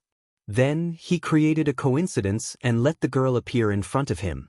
He was very kind and gave her a chance to talk to him. What did an 11-year-old girl know? She didn't have a sound outlook on life and values. How could she know who destroyed her family? The only thing she knew was the names of a few of her father's competitors. She wanted revenge. This was human instinct. And the kind hunter did catch several competitors of the girl's father. He took them to the depths of the West Lake, where the girl's father jumped into the lake, and gave the girl a short knife. The hunter just watched the girl cut her enemies until they bled and couldn't breathe. He gave the girl her first lesson, and she learned what ruthlessness was. The hunter took the girl to a secret base, made her forget her name, and gave her a new name, Qingqiu. The girl was originally a daughter of a rich family. She had a good foundation, and her age was just right. She received all kinds of training, which could be said to be twice the result with half the effort. The hunter's ambition was to train the girl into the most perfect woman. But before the girl grew up, in fact, not long after the girl entered the secret base, the Gu family found a great opportunity to completely overthrow their master. But they still didn't give up on training the girl. It seemed that they had tasted the sweetness, so they did their best to train her. They spent 10 years creating a woman they thought was perfect. After completing the most difficult step, the girl appeared next to the youngest deputy speaker of Zhongzhou state at that time with little effort. The people of Phoenix Pavilion thought that not many people could resist the girl's charm, and it was true. The 21-year-old girl easily took the hand of the ambitious deputy speaker, went to his bed, and was carefully protected by him like a treasure. That year, the girl was 21 years old, and her hunting target was 35 years old. That was the 10th year after she entered Kunlun City. The girl spent the first 5 years with the hunting target and watched him become the mayor of Huading, a big international city, from the deputy speaker. In the second 5 years, she watched him become the speaker of a province from the mayor of Huading. In the third 5 years, she came to Yuzhou in awe and took control of the Ministry of Personnel. The third 5 years was coming to an end. She watched him stabilize his position as the crown prince. At that time, the girl was no longer young, but she was still spoiled by him. For 15 years, she didn't know whether she fell in love with him or not. But no matter whether she did or not, she didn't think it mattered. Because in her heart, he was just her hunting target. Maybe she had feelings for him, or maybe it was very deep. But no matter what, it couldn't be compared to her unforgettable gratitude to the hunter. She just hoped that time could go faster, to the most critical point, to do what she wanted to do, and then get a sum of money, go to the country she had been looking forward to for half of her life to settle down, leave Zhongzhou State, and never come back. Then, at the end of the third 5 years, she received an inexplicable invitation. She came to this private palace called Homeland and watched the woman tell her a story. Qin Weibai picked up the newly changed orange juice, poured herself a glass, and drank half of it in one gulp. She rarely spoke so much, so she soon felt tired. Gu Qingxiu's eyes were a little crazy, sitting in the same place, motionless. The atmosphere was almost suffocating. Qin Weibai was giving her time to react. Gu Xianyan had always been an honest child. She blinked and looked at Gu Qingxiu, holding her cheeks. There was some sympathy in her big eyes, and she said crisply, "You are so poor." "No," Gu Qingxiu said softly. She shook her head hard and desperately. "No, not me." Her movements were getting bigger and bigger. All her emotions completely broke out at this moment. Gu Qingxiu suddenly screamed, stood up, and directly overturned the table in front of her. She screamed, "It's not me, it's not me." Countless desserts flew in the air. Qin Weibai seemed to have been prepared.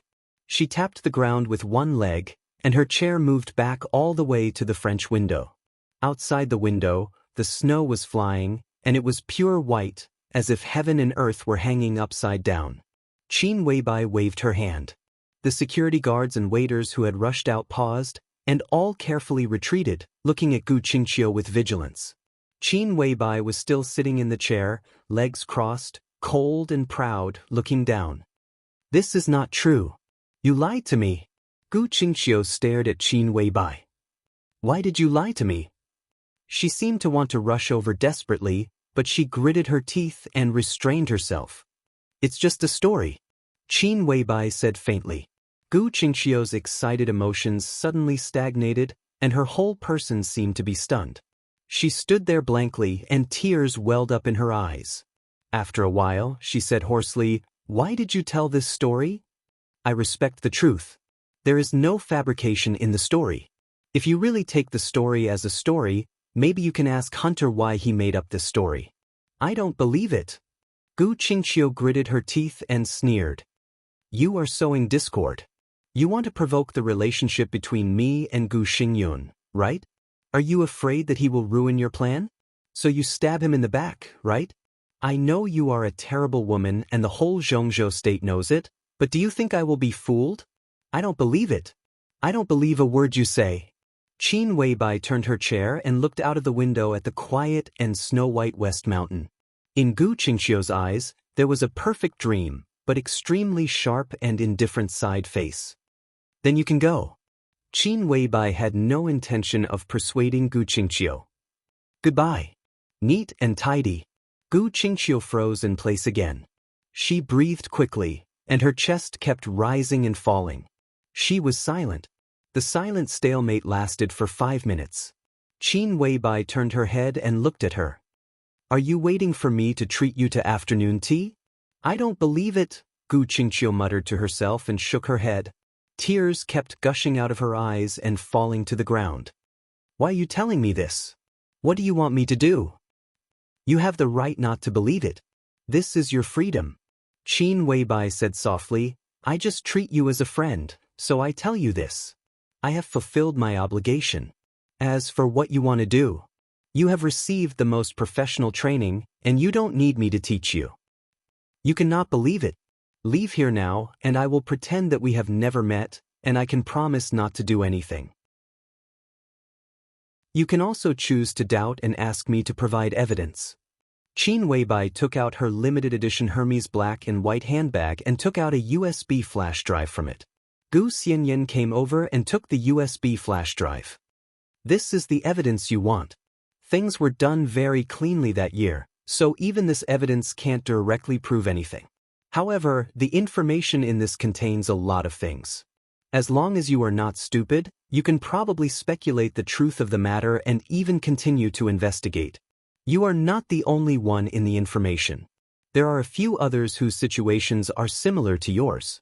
I am not familiar with them. What you want to do is entirely up to you. Gu Xianyan walked to Gu Qingqiu and handed over the USB flash drive in her hand. Gu Qingqiu looked at the black USB flash drive with fear and subconsciously took a step back. Qin Weibai looked at her quietly and said nothing. After a long time, Gu Qingqiu carefully reached out and took the USB flash drive. She clenched her fists tightly as if she was holding a mountain. Why do you know this? Gu Qingqiu's mouth moved. And those things about me, it doesn't matter. Qin Weibai laughed. Her laughter was a little soft, with a little relief. The important thing is that the contents of the USB flash drive can guarantee the authenticity of the story I told. Gu Qingqiu was silent for a moment and said hoarsely, I'm leaving. Goodbye. Qin Weibai did not get up and nodded. Gu Qingqiu turned and left. Her body was shaking and she was lost. Gu Xianyan looked at her back and said with some doubt in her voice, Sister, her reaction is very strange. Isn't it exciting enough? Qin Weibai smiled and sent Gu Qingqiu away. After eating her fill, she was as languid as a cat, languid and lazy. Gu Xianyan nodded hard. Don't underestimate her. Qin Weibai said softly, this is a person who has received the most professional training in all aspects. In a sense, it can even be said to be the ultimate version of you. Her current situation may be the direction you want to grow in Kunlun City's eyes. She is definitely a master in controlling her own emotions. In fact, I was a little surprised that she could have the reaction just now. What will she do next? Gu Xianyan seemed to start imagining. Gu Qingqiu, Chengshilai, Kunlun City, Gu Xingyun. This was definitely the core bomb of Kunlun City. If it exploded at this time, what would the consequences be? What effect could it have on the current situation? Do what she should do, such as change her fate. Qin Weibai's voice was a little vague. She looked through the window at Gu Qingqiu's graceful back that was about to disappear. She didn't tell her why she knew so much. In fact, it really didn't matter. The other Qin Weibai had thought of these things in her mind, so Qin Weibai also knew. In the time and space that she didn't know was the past or the future, Qin Weibai had heard the story she had just told Gu Qingqiu. Gu Xingyun told her the story himself. That was after the siege of the snowy night in that time and space, she knelt beside Dongqing Huangtu's body and held his body, which was colder than ice and snow, in her arms. Gu Xingyun stood beside her and said this story in a cold and happy voice, telling the idea that those who obey me will prosper and those who oppose me will die. At that time, Gu Qingqiu had died. His bones were cold.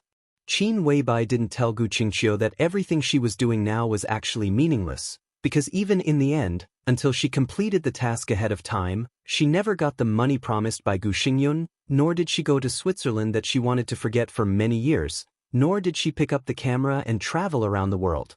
Gu Xingyun would not allow her, who knew too much, to survive. Death was an inevitable situation. She once wore a small and exquisite mask and lived with Gu Qingqiu in a luxurious villa as his cousin. She slept on the same bed, met Cheng Shilai's brother-in-law, went to the university town in Yuzhou, ate stinky tofu that cost 15 yuan a night together, sweated like rain in the tennis court of a private club, and shared the most private things between them. She watched her kill her boyfriend who wanted to threaten her at the age of 37. They cried, laughed, played, looked forward to the future together, and felt melancholy together. They were the best friends. They used to be. The wind and snow were like a curtain. Gu Qingxiu's figure turned through the moon gate and completely disappeared in the messy snow curtain. Goodbye. Qin Weibai whispered softly. When Gu Xianyan turned to find dessert, her long sigh seemed to pass through thousands of years of time. Teacher. Chapter 12:21.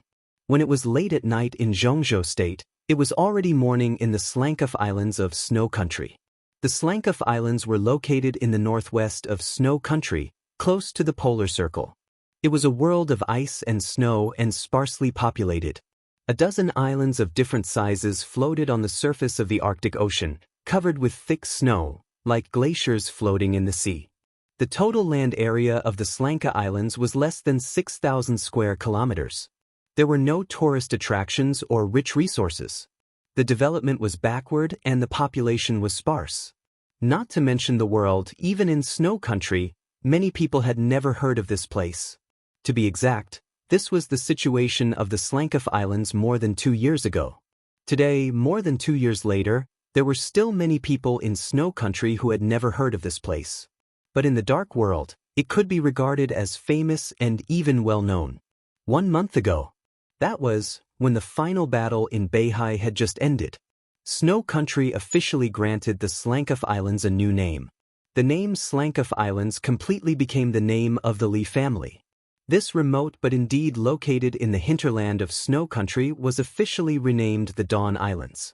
About 16,000 people from Snow Country were relocated to the Dawn Islands. The Aurora Legion entered the Dawn Islands in a high-profile manner. At the same time, it completely appeared in the sight of all the forces in the Dark World and stepped onto the world stage.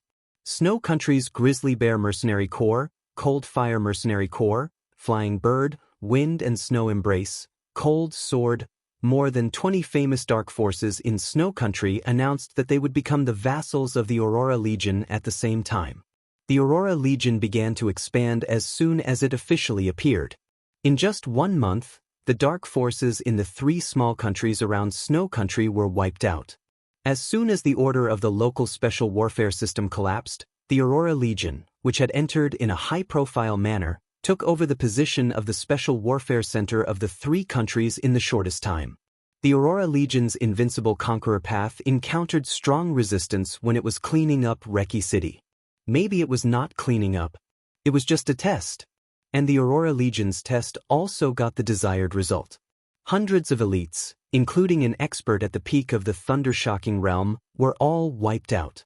The Snowdance Corps rushed directly into Snow Country. Within 48 hours, they continuously cleaned up 4 bases of the Aurora Legion before slowing down. However, it was only a matter of slowing down. The conflict between the Snowdance Corps and the Aurora Legion continued. At the border between the 2 forces, there were conflicts and provocations almost every day. The changing times continued throughout the world. Since the fall of the Polar Ground Alliance, the Aurora Legion had become a new superpower in Snow Country in the eyes of the people in the Dark World. Perhaps its comprehensive strength was not as good as that of the Polar Ground Alliance, but it was not far behind. They already had the Dawn Islands as their foundation, and they also had experts at the peak of the invincible realm guarding them. Now they took root in Snow Country and were rapidly expanding toward the entire eastern part of the European continent.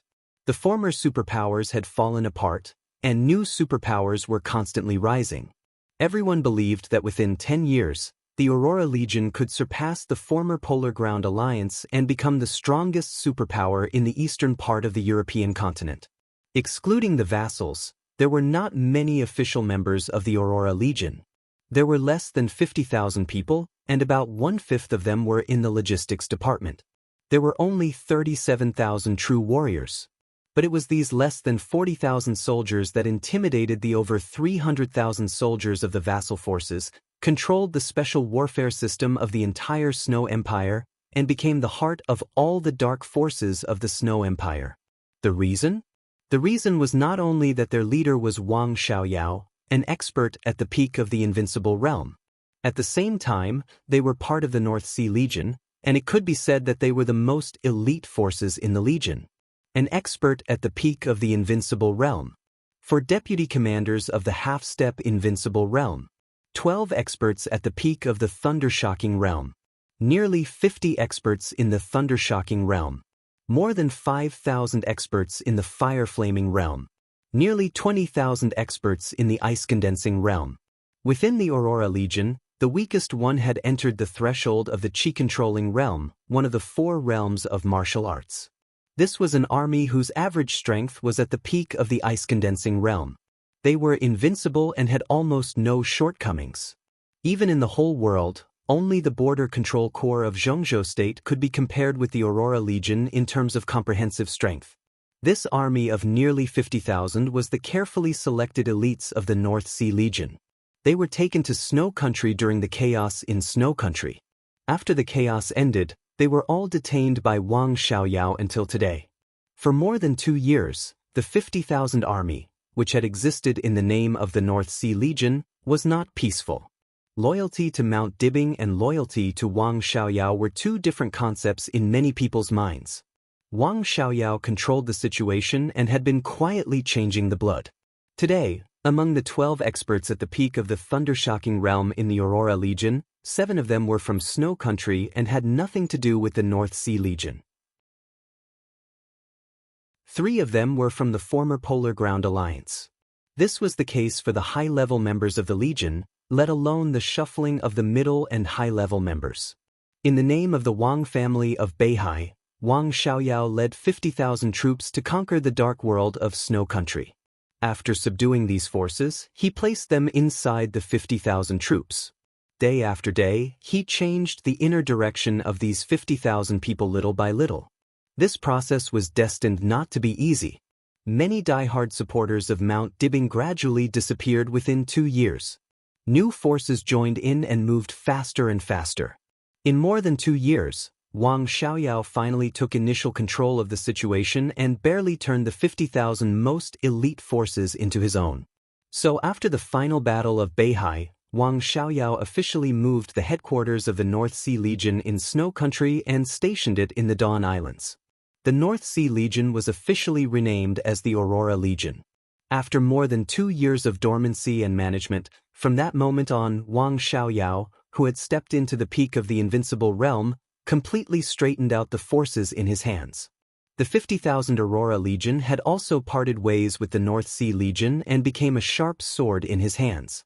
For the Wang family of Beihai, this was undoubtedly a huge blow. It meant that Wang Xiaoyao had completely betrayed Mount Dibing and taken away a part of the core strength of the North Sea Legion.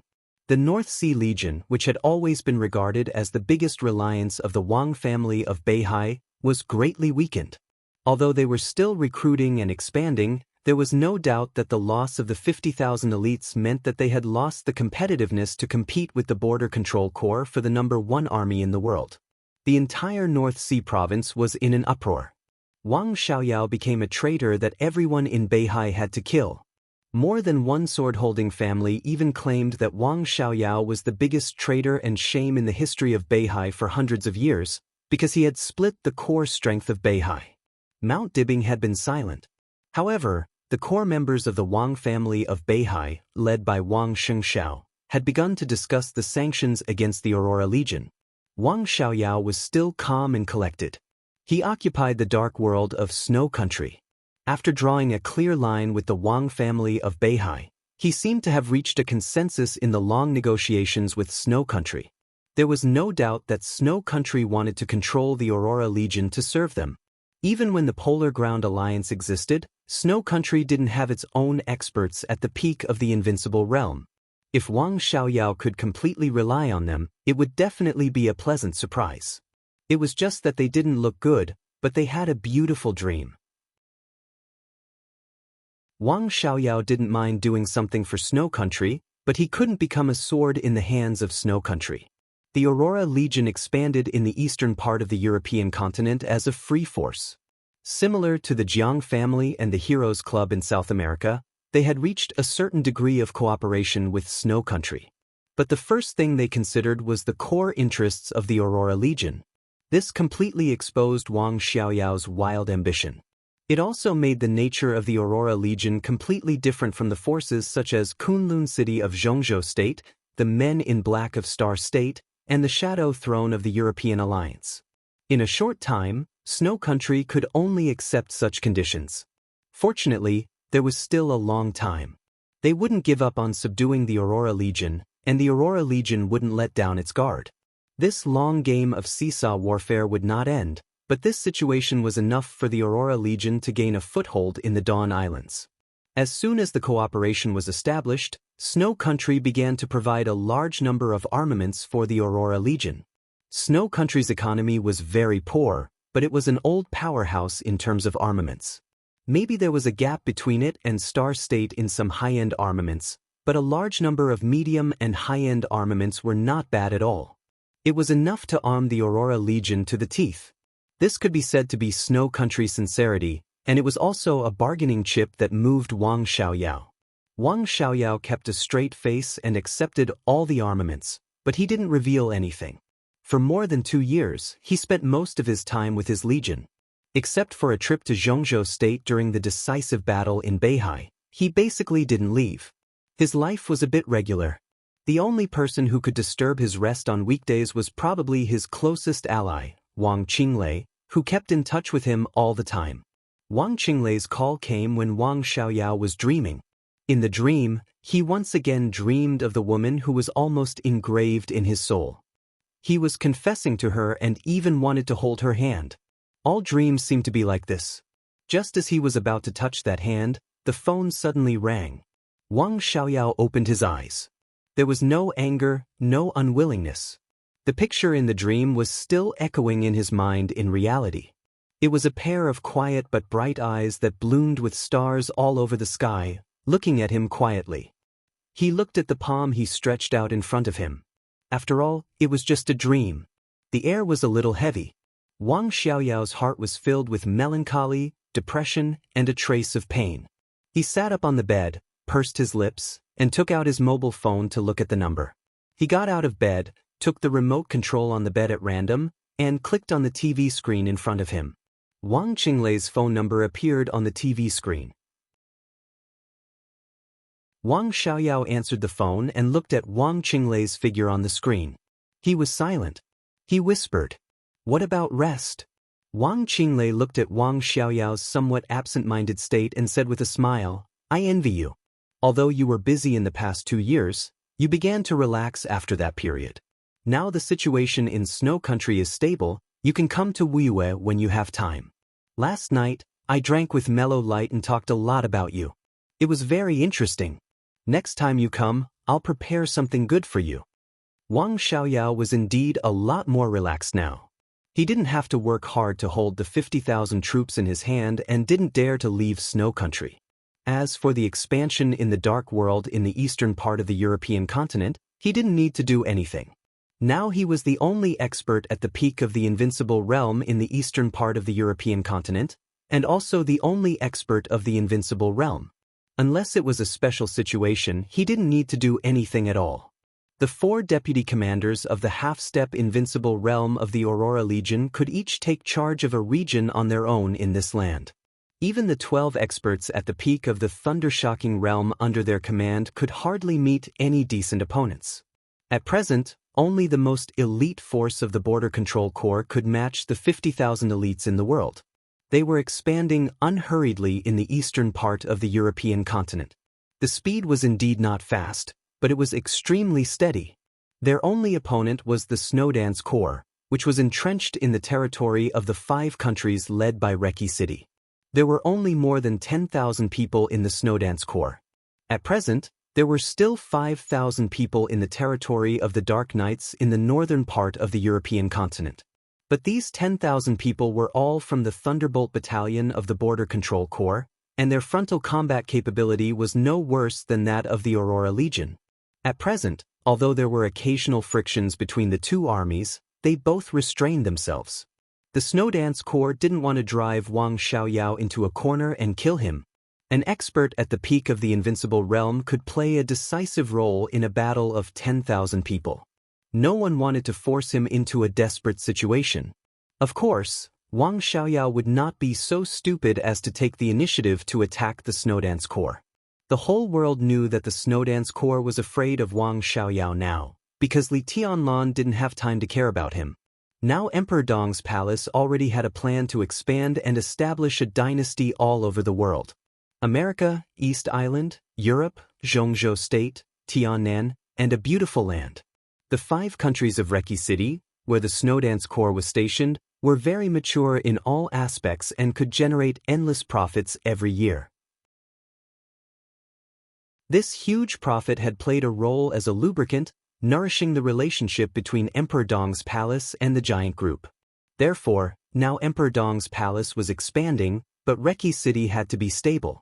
When the situation of Emperor Dong's palace took shape and Li Tianlan was free, the Aurora Legion and Wang Xiaoyao would be nothing. Wang Xiaoyao naturally knew this, but he also didn't dare to provoke Li Tianlan. This was the most aggrieved thing in his heart. But even so, he didn't give up the development of the Aurora Legion. Emperor Dong's palace needed to expand, and it took time to do so. According to Wang Xiaoyao's estimation, it would take at least 10 years for Emperor Dong's palace to become a dynasty. What would happen to the Aurora Legion after 10 years? Wang Xiaoyao thought that he had a chance. Therefore, the situation with the Snowdance Corps was in a stalemate. The Aurora Legion expanded in other directions. Wang Xiaoyao's eyes were more focused on Zhongzhou State. The election this time also affected his nerves. Whether Wang Qinglei could soar to the sky or not was related to their plan. It was also related to how much support the Aurora Legion could get from Zhongzhou State in the future. Wang Xiaoyao opened the drawer under the tea table, took out a cigar, and lit it. He said in a low voice, "What's the matter?" Wang Qinglei froze for a moment and seemed to see that Wang Xiaoyao was in a bad mood. He didn't talk nonsense and said directly, "Wen just left me." When Wang Xiaoyao looked up, "Ji Wenzhang." His eyes narrowed subconsciously. The election was coming. The current flag figure of the Southeast Group, the director of Zhongzhou State, and the Minister of Supervision suddenly went to Wuxia without any news beforehand. What was he going to do? His nerves tightened. He quickly suppressed the drowsiness and the images in his dream. He said in a low voice, "Inspection?" "Inspect what?" "Wuxia has been developing steadily in the past few years. What needs the director of the Ministry of Supervision to come down and inspect?" Chen Fangqin came to Wuxia just before he died. Wang Qinglei snorted and suddenly sneered. "I think he wants to start a fire. Can he stand it?" Wang Xiaoyao thought and asked quickly. "It's hard to say. As long as you dig deep, there will be more or less problems in any place." Wang Qinglei said with a solemn expression, "I'm afraid that Gufeng is going to leave in advance. He has bad intentions." Wang Xiaoyao's body tightened slightly. Mu Gufeng was one of the directors of Wuxia and the Minister of Supervision. Ji Wenzhang could be said to be his immediate superior. The personnel of the Ministry of Supervision had its own system. If Ji Wenzhang transferred Mu Gufeng, what position would he arrange for him? Mu Gufeng could be said to be Wang Qinglei's confidant. He had always been in line with Wang Qinglei. If he was transferred at this time, if the position was not ideal, it would undoubtedly tell the whole Wuxia that the Southeast Group had made up its mind. Whoever they wanted to touch, Wang Qinglei could not be protected at all. If things developed to this point, Wang Qinglei would undoubtedly be in danger. At this time, it was time for Wang Qinglei to fully control Wuxia. This was a big gift to the Prince Group in exchange for his further progress. If he could not control Wuxia, this big gift could easily become a huge bomb. The final position of Mu Gufeng was just the first problem.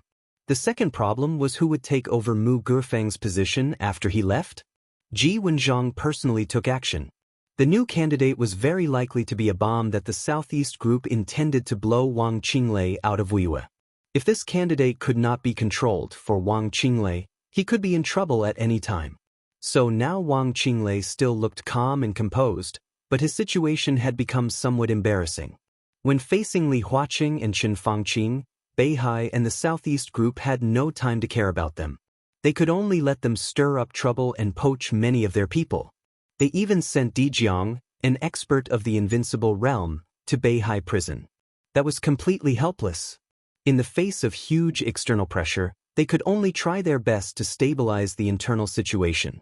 After the final battle of Beihai, although the Wang family of Beihai suffered extremely heavy losses, with the rise of Wang Xianxia and Li Tianlan, and the death of Qin Fangqing, the Wang family of Beihai had recovered. Without external pressure, they naturally had to deal with the internal traitors. Wang Qinglei, Wang Xiaoyao, they all had to be dealt with sooner or later. Now Wang Qinglei's situation was extremely delicate, and even his current competitors were not very clear. The one in Sinan City was Wang Qinglei's opponent, but only in the context of the Prince Group. And as a director, his biggest opponent was Yi Dongxing. On the other hand, he also wanted to fight for the position that Wen Siyuan and Hua Jingyang were competing for. At this time, Wang Qinglei was extremely cautious in every step he took. Ji Wenjiang's sudden arrival in Wuyue made Wang Qinglei a little uneasy. Don't worry too much about Gurfeng. I have communicated with Guo Wenyan. He will deal with Gurfeng's whereabouts. Wang Qinglei said slowly. Wang Xiaoyao narrowed his eyes and understood what Wang Qinglei meant. The other party hoped that he would operate on the candidate to replace Mu Gufeng. It was impossible for Wang Qinglei to get help from the Southeast Group at present. But Wang Xiaoyao was different. Even if he was also notorious in the Wang family of Beihai, after all, he was Wang Tianzong's biological brother and had a wide network. Some old people in the Southeast Group liked him very much. Wang Qinglei hoped to use Wang Xiaoyao's power to interfere with the candidate to replace Mu Gufeng. At least he had to give it a try. Got it? Wang Xiaoyao nodded. I will set off for Zhongzhou State as soon as possible.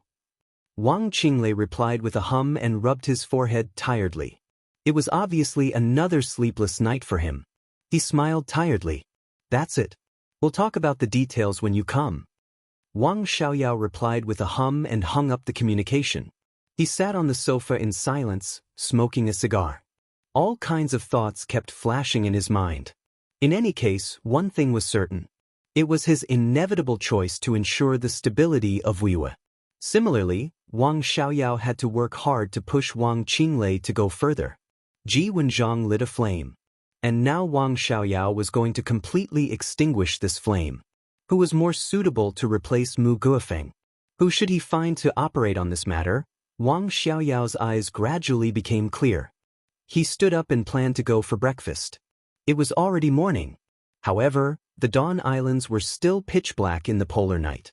Wang Xiaoyao looked at the night outside and reached out for his mobile phone. His cell phone rang the moment he took it in his hand.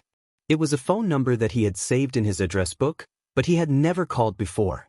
Wang Xiaoyao's expression was extremely obvious for a moment. This was a call from the Snowdance Corps. To be exact, it was a call from Li Tianing, the deputy commander of the Snowdance Corps. Wang Xiaoyao held the phone and lowered his head to think.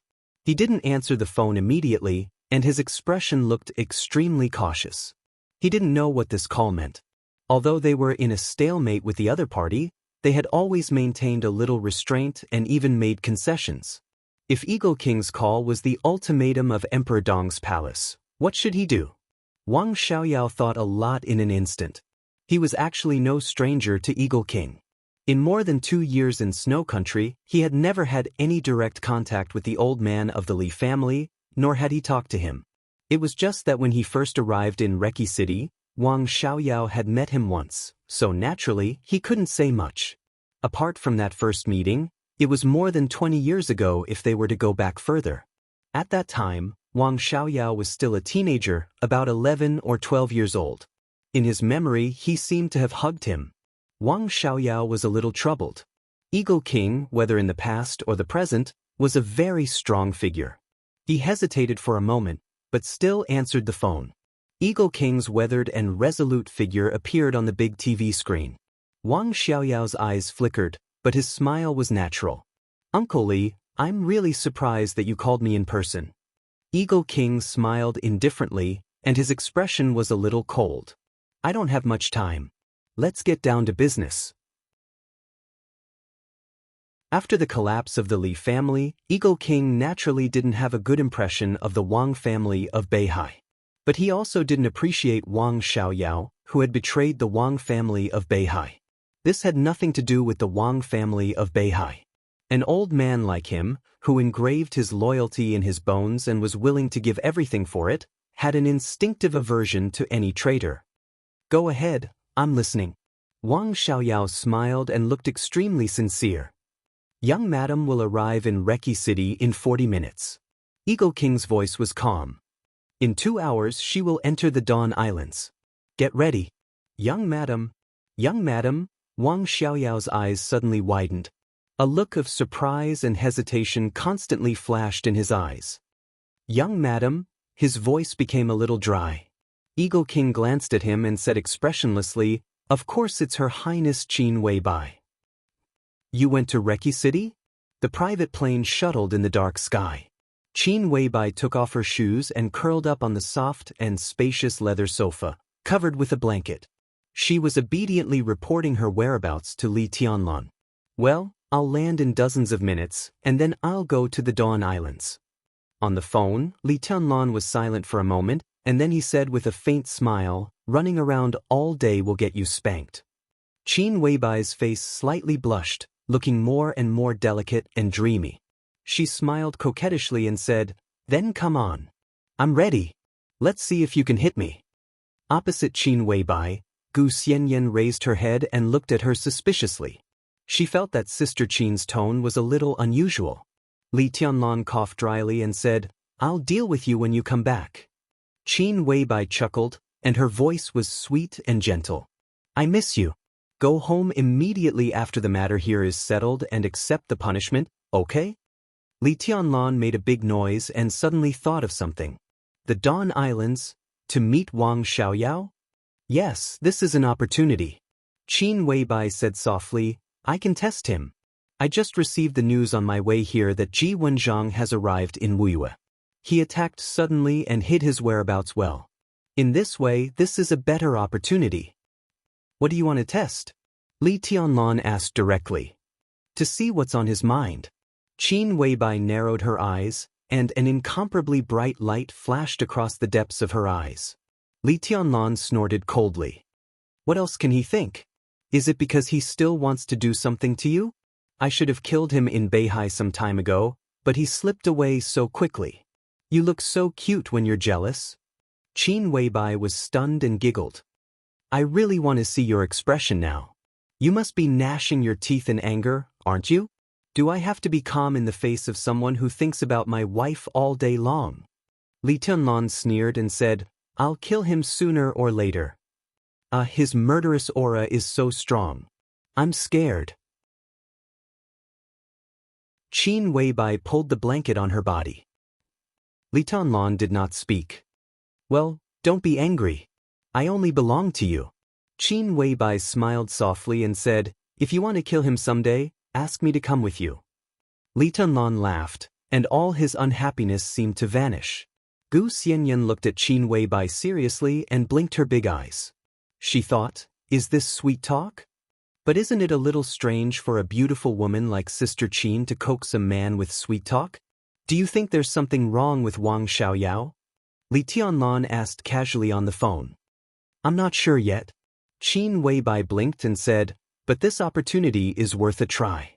Maybe he will show some of his foxtail. Well, come on, is Li Huaqing still at our house? Li Tianlan said, but I haven't seen him yet. You can see him.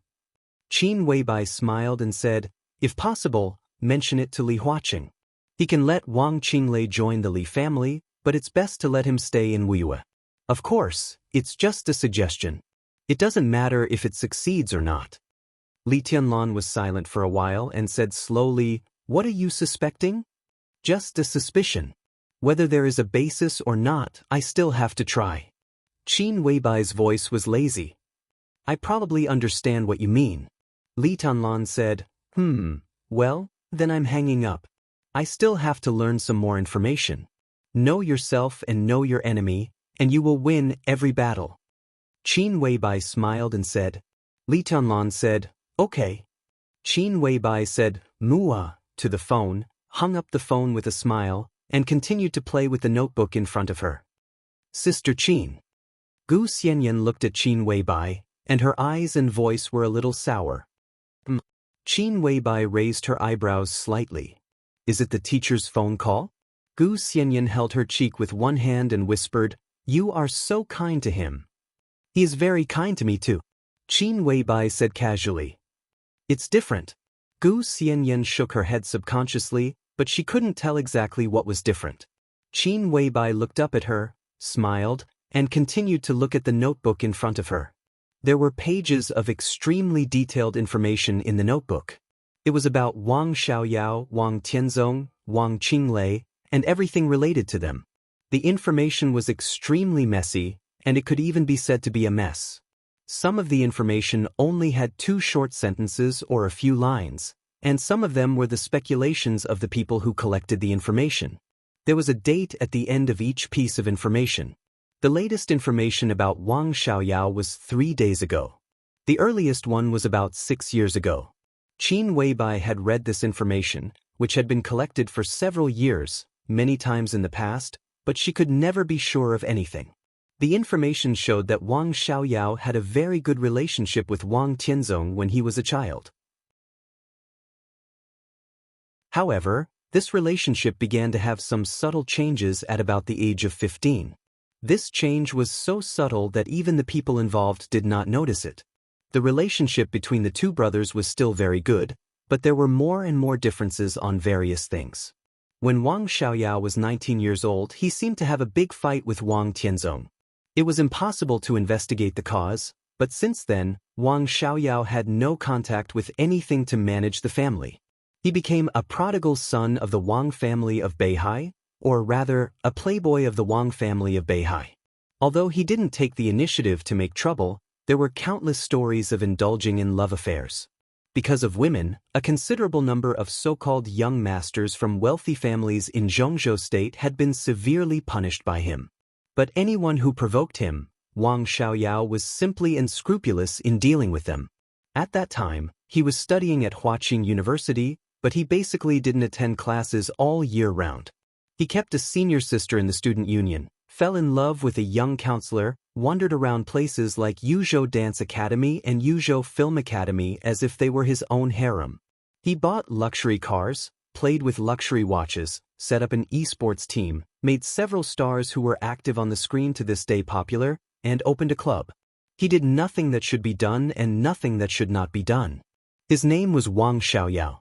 Gradually, in other people's mouths, his name was reversed, and he became King Xiaoyao of the Wang family of Beihai. This situation lasted until he met himself, who was 23 years old, when he was 30 years old. Qin Weibai was in a trance. To be exact, when Wang Xiaoyao was 30 years old, he met another himself. All of his flirtatiousness completely disappeared. He became a young boy who worried about personal gains and losses.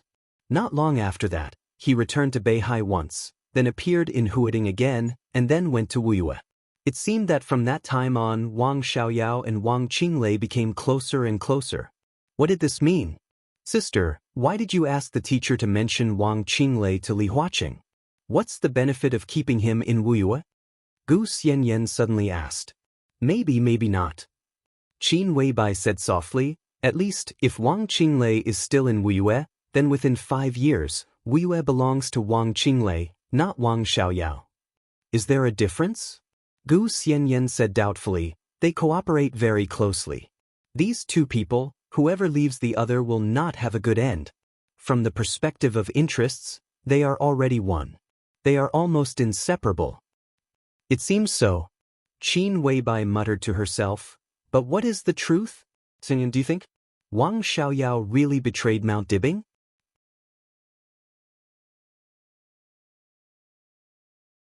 Chapter 12:22. When the helicopter lowered its altitude in the air, Qin Weibai in the cabin saw Wang Xiaoyao for the first time.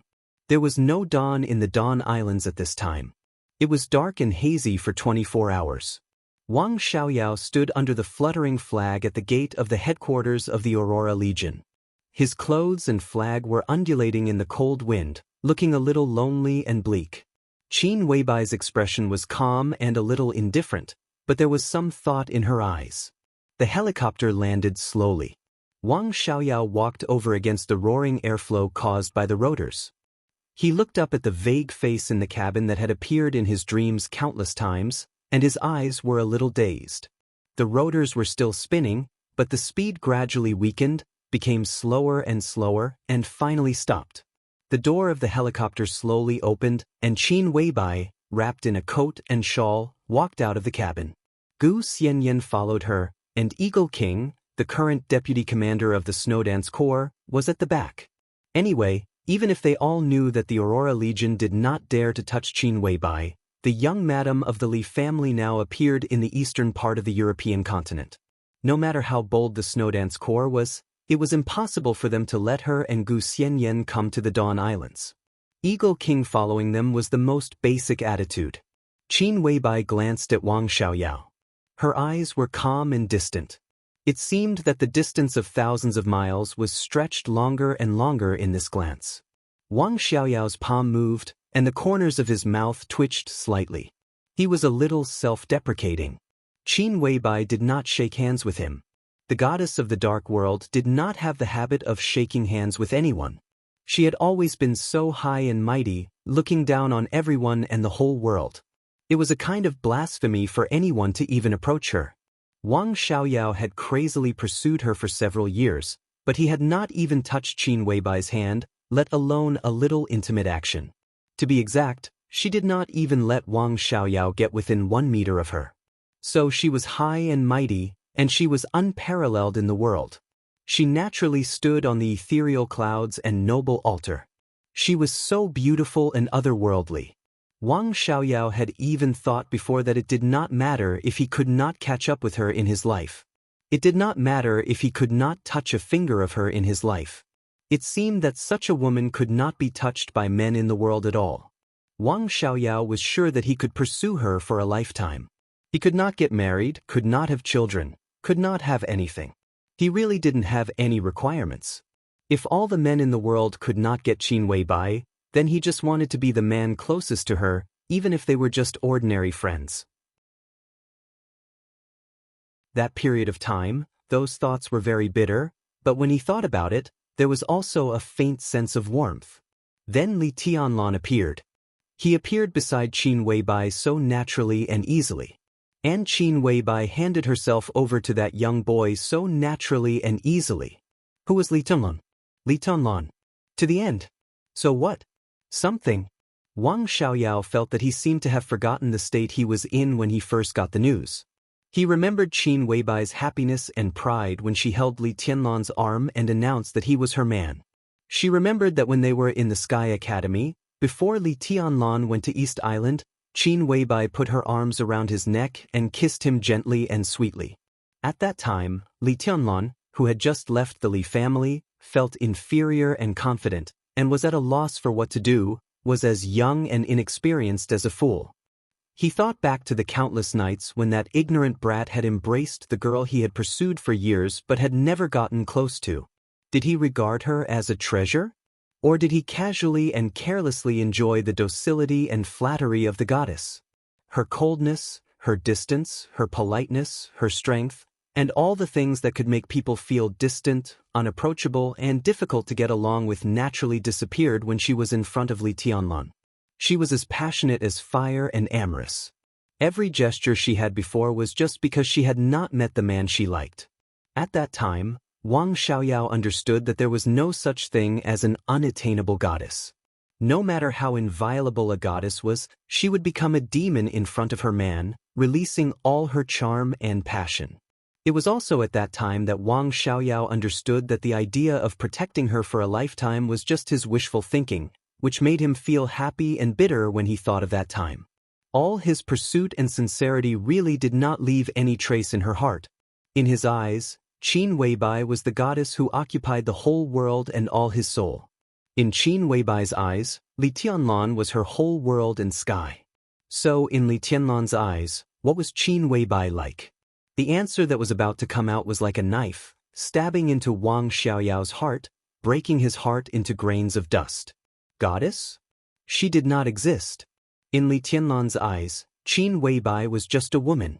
A woman who was strong and dignified in the outside world, but in front of him, she would cook for him, warm his bed, and serve him carefully. She would act coquettishly, docile, and even in heat. Li Tianlan might love her very much, but it was obvious that Li Tianlan was in charge of their relationship. Therefore, even though Li Tianlan had Wang Yuetong and Dongqing Rushi by his side, Qin Weibai was still so obedient that no one dared to believe it, but it also broke their hearts. Wang Xiaoyao felt that he had been completely trampled from beginning to end by Li Tianlan, who was still nothing at that time, in terms of personality and dignity. This kind of trampling had nothing to do with status, but because he had obtained the tenderness that he most wanted but was doomed to not get. Wang Xiaoyao's state of mind was completely shattered by the sweetness shown by Li Tianlan and Qin Weibai bit by bit. It became dark, messy, and gloomy. Qin Weibai had never cared about him. Her repeated rejections were so obvious that Wang Xiaoyao didn't understand it at that time. It wasn't until the moment he saw Li Tianlan that he realized what he had done. He was like a mangy dog who kept drooling at delicious food but dared not approach it. His every move was so annoying. He had been crazy, drunk, and angry, but he really could not hate her. Qin Weibai's repeated rejections had already shown her attitude. From beginning to end, she had never given him any chance. There was no ambiguity, no exploitation. She just clearly drew a line with him. His repeated attacks seemed to be relying on his family background to not know what was good for him. He did not hate Qin Weibai. He was just angry at his own incompetence. The rest was endless killing intent for Li Tianlan. It was just that Li Tianlan's rise was too fast. He did not find a chance in East Island. After the final battle of Heaven Capital, Li Tianlan disappeared directly. In 3 years, he had established his position as the first person of the young generation when he came back. He was the youngest combat capability of the invincible realm in the Dark World. Wang Xiaoyao sadly found that he could no longer defeat Li Tianlan, although he had entered the invincible realm at that time. But Wang Xiaoyao did not give up. He found his goal and direction again. He no longer used the name of the Wang family of Beihai to play games in the world and be a damn King Xiaoyao. He was Wang Xiaoyao. He wanted the whole world to remember this name. He wanted to be an expert who could conquer the whole world. He betrayed Mount Dibing, but he got the most elite force of the Beihai Corps. The comprehensive strength of the Beihai Corps had dropped a level because of his betrayal. The Aurora Legion came out of nowhere. He became an expert at the peak of the invincible realm. He was far away from Zhongzhou State. But his killing intent and hostility toward Li Tianlan were getting stronger and stronger. So when Jiang Shangyu and Li Guangtu came to him to ask for cooperation, Wang Xiaoyao agreed without hesitation. They wanted the Wang family of Beihai, as long as they had the ability. They wanted the whole Dark World, as long as they had the ability. They could have anything they wanted as long as they were qualified. What Wang Xiaoyao cared about was what they wanted to do. Jiang Shangyu and Li Guangtu wanted to kill Li Tianlan in the final battle of Beihai. At that time, the lineup seemed to have great hope, and this hope deeply touched Wang Xiaoyao's soul. Wang Xiaoyao agreed to cooperate. He just made a request to Jiang Shangyu and Li Guangtu. If the final battle of Beihai was won, the interests of Beihai, Emperor Dong's palace, Zhongzhou State, and even the Dark World, he didn't want any of it. He only wanted Qin Weibai. The Qin Weibai who made him obsessed, crazy, and even irrational. The Qin Weibai who didn't care about him at all. He only wanted Qin Weibai.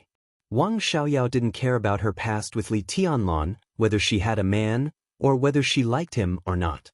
It didn't matter, because in Wang Xiaoyao's heart, she was still a goddess, superior. He just needed to stay with her quietly. The final battle of Beihai failed. Li Tianlan didn't die, and Emperor Dong's palace didn't collapse. Emperor Dong's invincible aura had completely spread to the whole Dark World. He reached the top of the divine list and was the first in the world. The goddess was still a goddess. But countless people in the world were admiring her vision. She didn't have Samsara Palace, and she didn't even have to be the patriarch of the Qin clan. She was Emperor Dong's woman. What did this identity mean? It meant that the Aurora Legion, a behemoth that was only one step away from the real superpower, had to be prepared.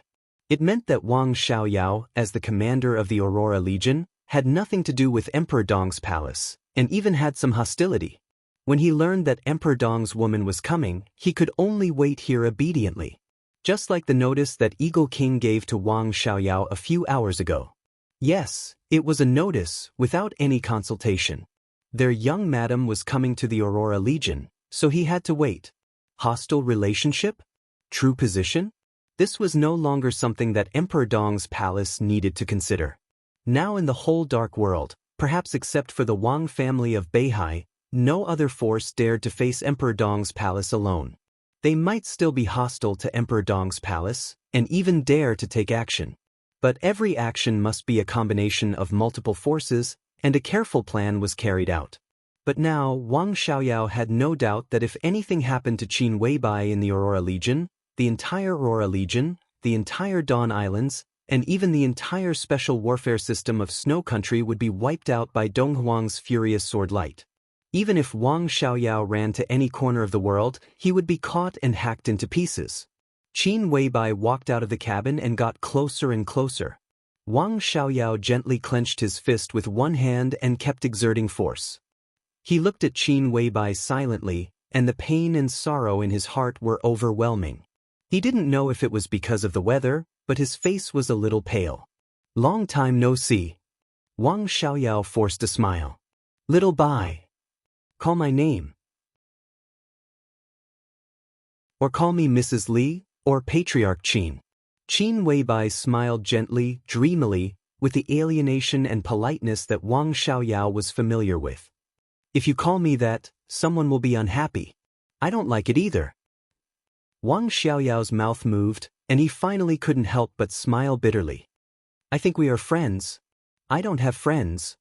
Qin Weibai's voice was crisp and clear. Neither she nor she, who was lying in the headquarters of the Lin clan, had friends. She was raised by Great Master Wei, and it was her senior brother who had lived with her since she was a child. She walked out of Lin and said goodbye to her adoptive father. She exchanged a book of Dongqing Huangtu's martial arts experience for Wei Kunlun, the Nirvana sword master of Mount Shu, and the sword master became a saint. When Han Donglu was desperate and about to go bankrupt, she helped him out of his predicament and turned over a new leaf, so she had a military counselor. With her own martial arts experience, she helped a female swordsman from East Island to complete her revenge and pointed out her future direction, so she had flaming fire. The 12 super masters gathered around her one by one. Some of them had been famous figures in the Dark World for a long time, such as General and Azura, who had now joined the Dark Knights. There were also saints and military counselors who rarely appeared and only showed up in rare cases, which were almost incognito. With the 12 supermasters, the Samsara Palace began to officially appear in the Dark World. And because of the existence of figures like General Azura, the Samsara Palace always gave people a feeling that it had existed for a long time. But in fact, it was a behemoth that was infinitely close to a superpower set up by a little girl. At that time, there was nothing mysterious about time in front of Qin Weibai. She knew exactly what would happen in the future. She knew the secrets hidden by the wealthy families and the weaknesses they dared not expose. This created the Samsara Palace's unique intelligence department in the world, and it also allowed the Samsara Palace's industry to expand rapidly. The Flourishing Age Fund rose at a speed that stunned the whole world. In the second year after the establishment of the Samsara Palace, the financial storm swept the world from the subcontinent. That was the first carnival of the Samsara Palace. The Flourishing Age Fund swept away nearly 400 billion Zhongzhou dollars in the international financial market in half a year. Han Donglu also became a world-famous legend at that time. Everything in the Samsara Palace looked so incredible. In fact, Qin Weibai didn't have any idea about the 12 supermasters at first. She drew a lot of people to her side. Naturally, there were also people who wanted to betray her, coveted her body, and were not convinced by her. At that time, Qin Weibai was only 16 years old. She was still a child. No matter how high her IQ was, she was still a child. But when this child's instantaneous outburst was comparable to the peak of the invincible realm, the voices inside the Samsara Palace quickly unified. For the Samsara Palace, she was the master of Samsara Palace and also Qin Weibai. This was the core secret of the Samsara Palace. Similarly, she was the most qualified ruler, at least before she met Li Tianlan. She was cold, straightforward, decisive, and had a clear goal. She had the clearest logic of a ruler, but she had no feelings. So Qin Weibai had no friends. Military counselor, saint, and even flaming fire. In her eyes, they were all subordinates and pawns. Li Tianlan was her man. That was all he needed. Wang Xiaoyao looked at him silently for a while, then slowly turned sideways, reached out to the villa behind him, and whispered, "Ms. Qin, please." It was impossible for him to address Qin Weibai as Mrs. Li, which clearly confirmed her fate.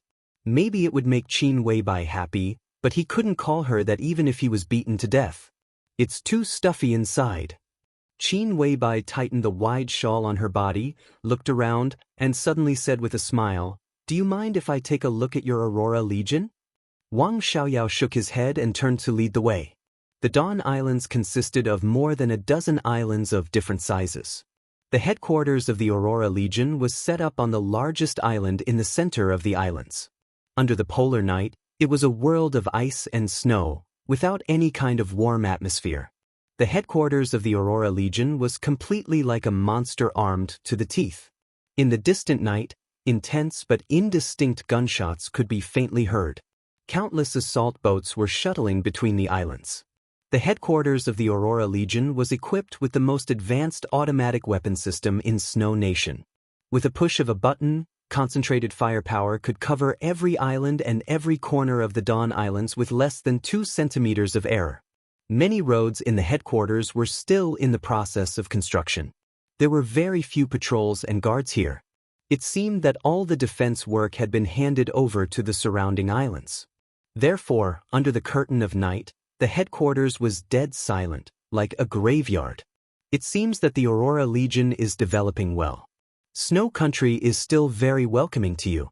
Is this the famous U9? Qin Weibai asked with a smile as she casually walked in the headquarters of the Aurora Legion. She looked at the cold and silent island and observed the weapon arrays arranged everywhere. It's the U-10, codenamed Red Eagle. It's more stable than the U-9, and it's loaded with 5 more weapon arrays. Its attack is more comprehensive. One of them is a laser weapon array that's not very mature. It can instantly produce a high temperature of more than 5,000 degrees. It's a trump card. Wang Xiaoyao said softly. The U-9 automatic weapon system was a topic that Snow Country had been working on in recent years. The arrival of Wang Xiaoyao brought a lot of variables to this topic. He provided some information about the automatic weapon system of the Wang family of Beihai to Snow Country and helped them break through many technical bottlenecks. The U-10 could be regarded as an upgraded version of the U-9. There was no qualitative change, but its firepower was more powerful. It could be said to be one of the core technologies of Snow Country at present. 5,000 degrees, Qin Weibai murmured to herself. Zhongzhou State, Star State, England, Germany, and the Wang family of Beihai had broken through the bottleneck of laser weapons 10 years ago. A few years ago, they began to tentatively apply it to various cutting-edge armaments. At present, it was far from mature, but it could definitely be said to be advanced. At present, the biggest advantage of laser weapons was the absolute firing speed and the instantaneous high temperature. However, it was not realistic to maintain the absolute firing speed, and it was not very stable. Therefore, all countries studied high temperature. The application of advanced weapons undoubtedly further reduced the role of super experts. What did a high temperature of 5,000 degrees mean? Fire-flaming realm experts could ignite flames out of thin air. A normal expert at the peak of the fire-flaming realm could produce a flame of nearly 300 degrees. Fireman, who was known as the strongest fire-flaming realm expert, could produce a flame of nearly 1,000 degrees when he attacked with all his strength. Even Li Tianlan's current value would not be much higher than that of Fireman. A high temperature of 5,000 degrees was a fatal threat to Li Tianlan. What's the plan of the Aurora Legion in the future? Qin Weibai asked casually. Wang Xiaoyao raised his eyebrows and narrowed his eyes subconsciously. Snow Country is different from most countries, and it's also different from East Island. No matter how bad their economy is, their foundation and national strength are there. Their attitude towards the Aurora Legion will not be the same as East Island's attitude towards the Purgatory of Heaven capital. You are now in the honeymoon period of cooperation. They will support you and send you armaments. Behind these gifts, there may be a chronic poison. They will definitely try to conquer the Aurora Legion and conquer you for their use. So although the Aurora Legion is developing well now, it has no prospects. It's like a castle in the air. What are your plans for the future? Qin Weibai said slowly, you need a backing that can support all your actions. Wang Xiaoyao understood what Qin Weibai meant. A backing that could support all his actions and let him take root in Snow Country even if he fell out with Snow Country. Many countries actually had this strength. But considering various reasons, there were very few countries that could meet this condition. The Zhongzhou State Parliament could, but Wang Xiaoyao didn't want to get involved for the time being. In fact, the Parliament of Zhongzhou State had extended an olive branch to him several times, but Wang Xiaoyao had been dragging it on. At this time, turning to the Parliament of Zhongzhou State would mean fighting head-on with Emperor Dong's palace. The current Aurora Legion obviously did not have this kind of strength. The Wang family of Beihai could do that, but he couldn't go back, so he naturally wouldn't receive any support. In addition to the first two, Emperor Dong's palace also had the strength to do so. Wang Xiaoyao was silent for a while and said slowly, if you are here to invite me to join Emperor Dong's palace, I refuse. I don't know how stubborn you are. That's stupid. Qin Weibai's comment was light and merciless. Since Wang Xiaoyao had betrayed the Wang family of Beihai, taking refuge in Emperor Dong's palace was his best choice at the moment. Qin Weibai believed that Wang Xiaoyao could see it clearly. The Zhongzhou State Assembly looked good, but that was all. Li Huaqing's actions seemed to be covetous of Li Tianlan. But he was in Emperor Dong's palace, which showed that he attached great importance to Emperor Dong's palace. If Wang Xiaoyao turned to the council at this time, he would only be a pawn against Li Tianlan, a pawn that could be sacrificed at any time. Emperor Dong's palace was his only choice. She was sure that Wang Xiaoyao knew this. But he refused. If that wasn't stupid, then what was? This is a matter of dignity. Maybe you don't agree, but this is my attitude. I don't want to see the woman I love being whispered in the arms of the man I work for. Even if I succeed, it will be the most thorough failure.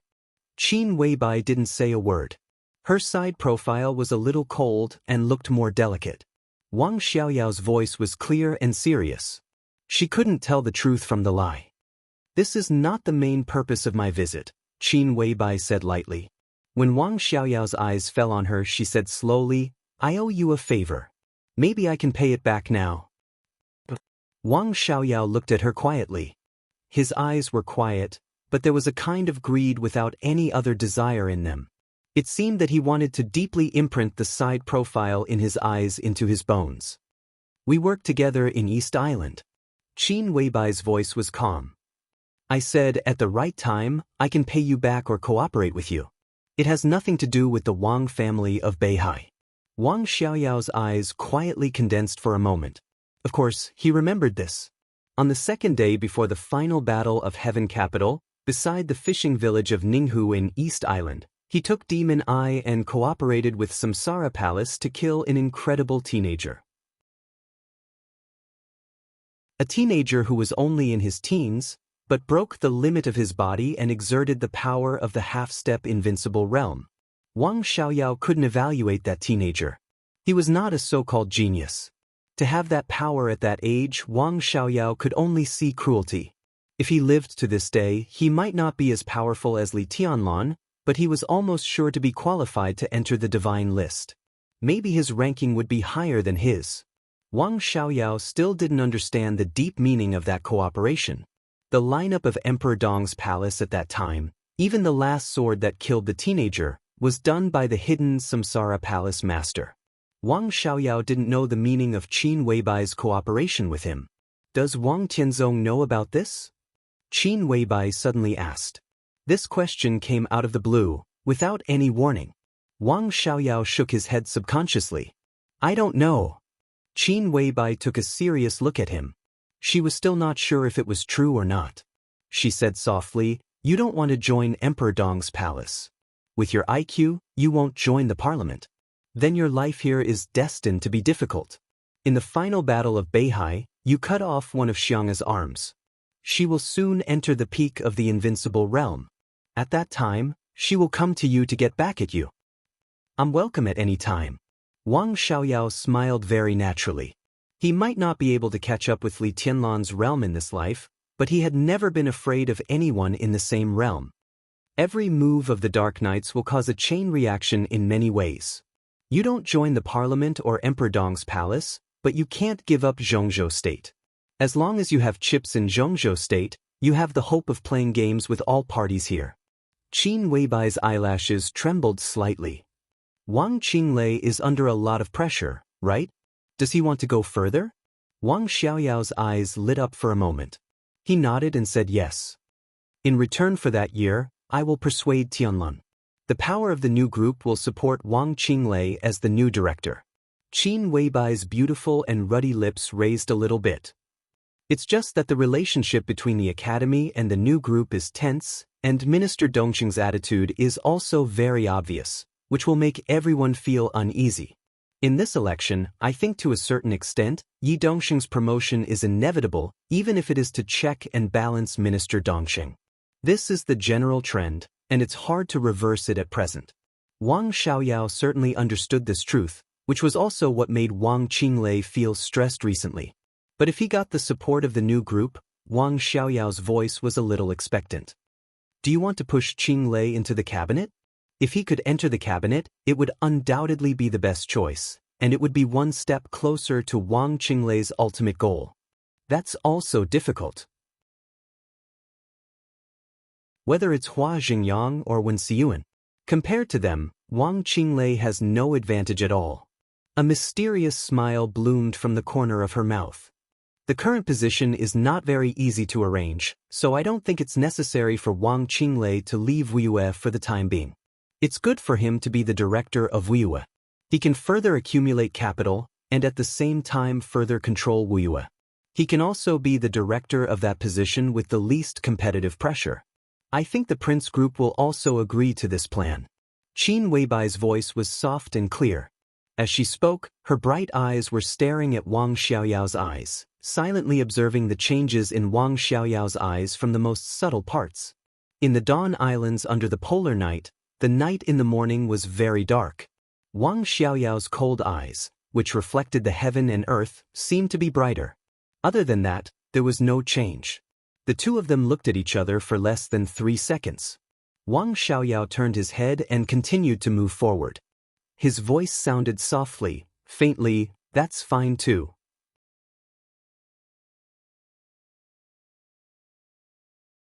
Chapter 12:23. There was a silence in Wang Xiaoyao's voice that was as deep as the night. His answer was simple and ethereal, like the wind blowing over the Dawn Islands, lonely and cold. Qin Weibai's eyes sparkled with the light of thinking, and she didn't speak for a while. She was analyzing what Wang Xiaoyao's answer meant. In fact, Wang Xiaoyao was wrong about one thing. He was not without a trace in Qin Weibai's heart.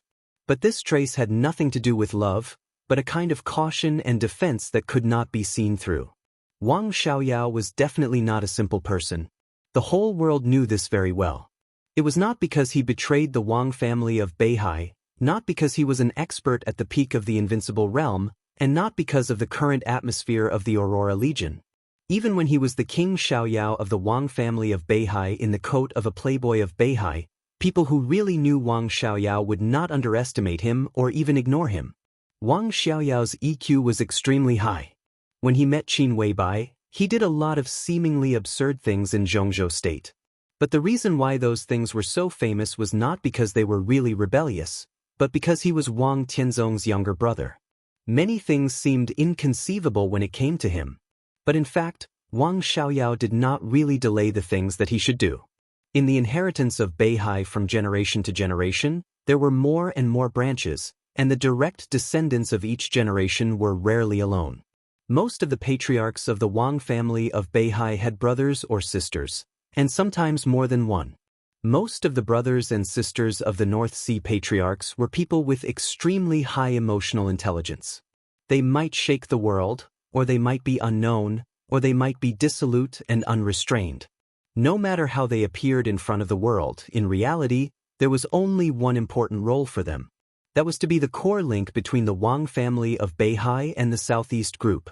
This role had been played by the younger brother of the heavenly son of Beihai, the only king parallel in the history of the Wang family of Beihai.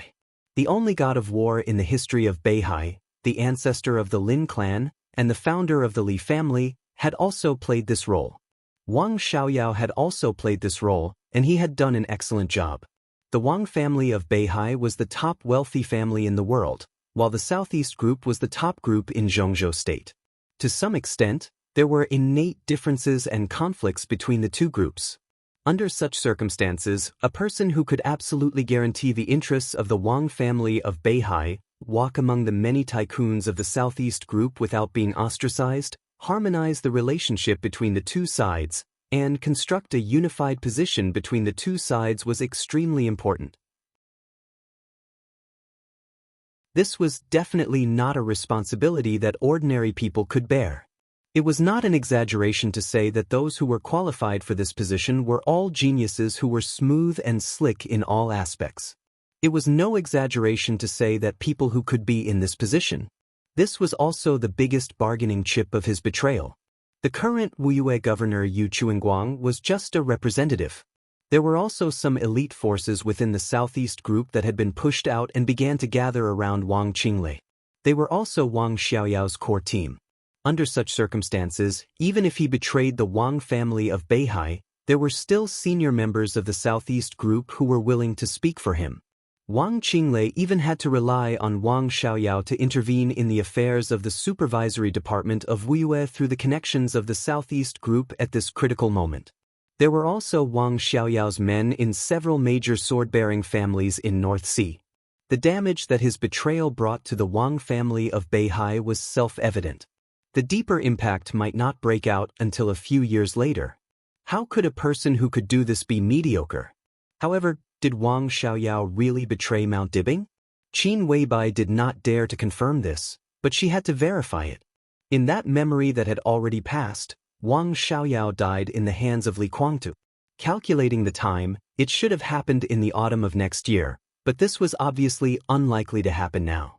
Wang Xiaoyao's death during that time also accelerated the rise of Li Tianlan in the Wang family of Beihai, consolidated his position in the Wang family of Beihai, and successfully replaced Wang Xiaoyao. That was why Li Tianlan was stationed in Zhongzhou state on behalf of Mount Dibing. At the beginning of the second year after Wang Xiaoyao's death, he met Gu Xianyan, who also represented Kunlun city in the world. After Wang Xiaoyao's death, Wang Tianzong did not seem to have any special reaction. Some people said that it was because Wang Xiaoyao had rebelled long ago, so Wang Tianzong killed him with a borrowed knife. Some people said that Li Tianlan was eager to be promoted, so he cooperated with Li Guangtu. The truth was confusing. Even in the end, Qin Weibai did not figure out what was going on, which directly led to Qin Weibai's lack of confidence in Wang Xiaoyao's future. Wang Tianzong and Wang Xiaoyao. What was the relationship between them? After the chaos in Snow Country, did they really turn against each other? For power, for status, and to some extent, for herself? Qin Weibai wanted to confirm it many times, but she could not. She was sure that Wang Xiaoyao's feelings when he pursued her were real, but it did not mean anything. If Wang Xiaoyao really turned against Mount Dibing, she might be one of the reasons, but it should not be the whole reason. But on the other hand, if Wang Xiaoyao did not turn against Mount Dibing, her reason could definitely be a perfect excuse. Everything that Wang Xiaoyao had shown so far had no flaws. He personally tore apart the core strength of the Wang family of Beihai, and even left a huge hidden danger to the future of the Wang family of Beihai. This kind of damage was real. This might be a real betrayal. Similarly, a situation without any flaws might mean that it was a flawless game. If Wang Xiaoyao did not betray Mount Dibbing, then what did all this mean now? What was Mount Dibbing plotting?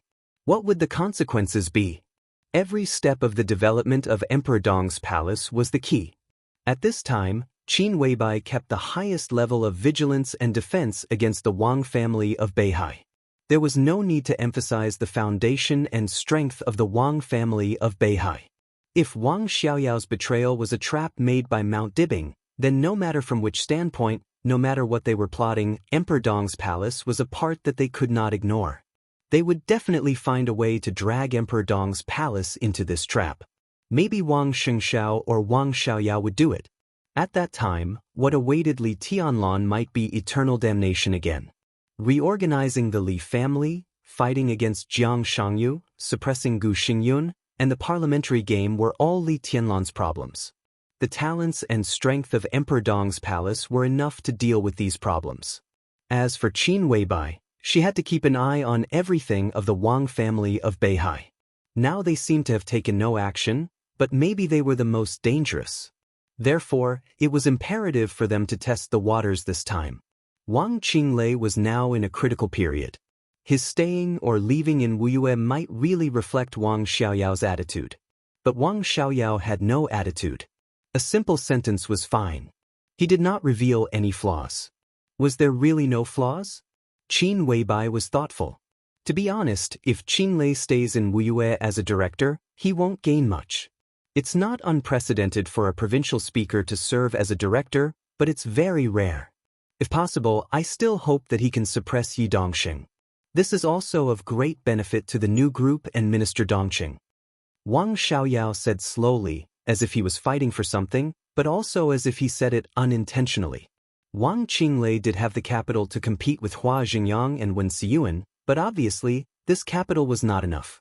The Prince Group did have the plan to continue to promote powerful figures to control the cabinet, but the rise of the new group made this plan only a plan.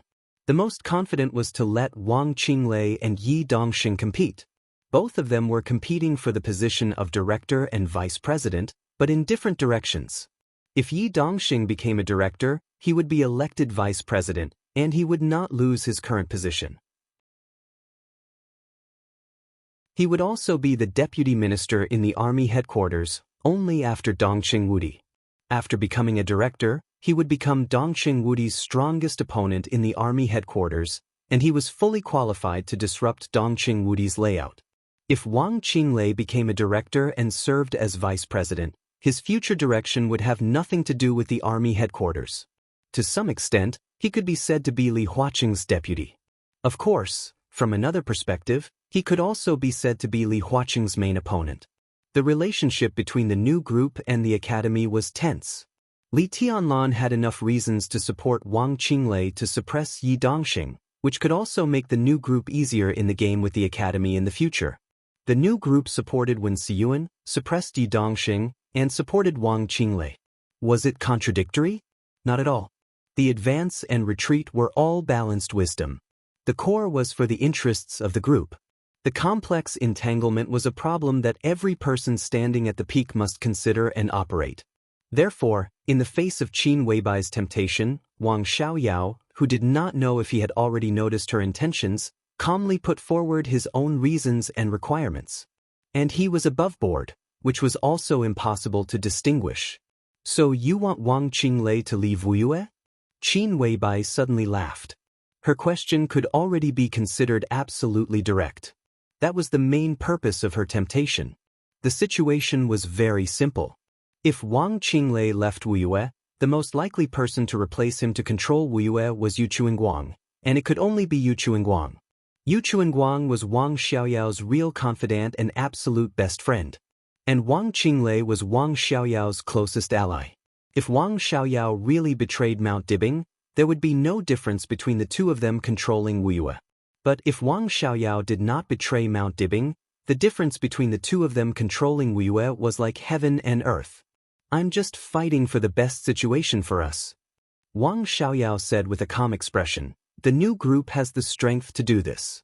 If it succeeds, we also have the strength to give you enough returns. After a pause, he continued, Of course, Qinglim must be on the board. If we can't go up from Yuzhou, it's not unacceptable to stay in Wuyue. Staying dormant for a few years will only make us stronger. Qin Weibai smiled. It seemed that she had seen through everything, like a polite echo, or something else.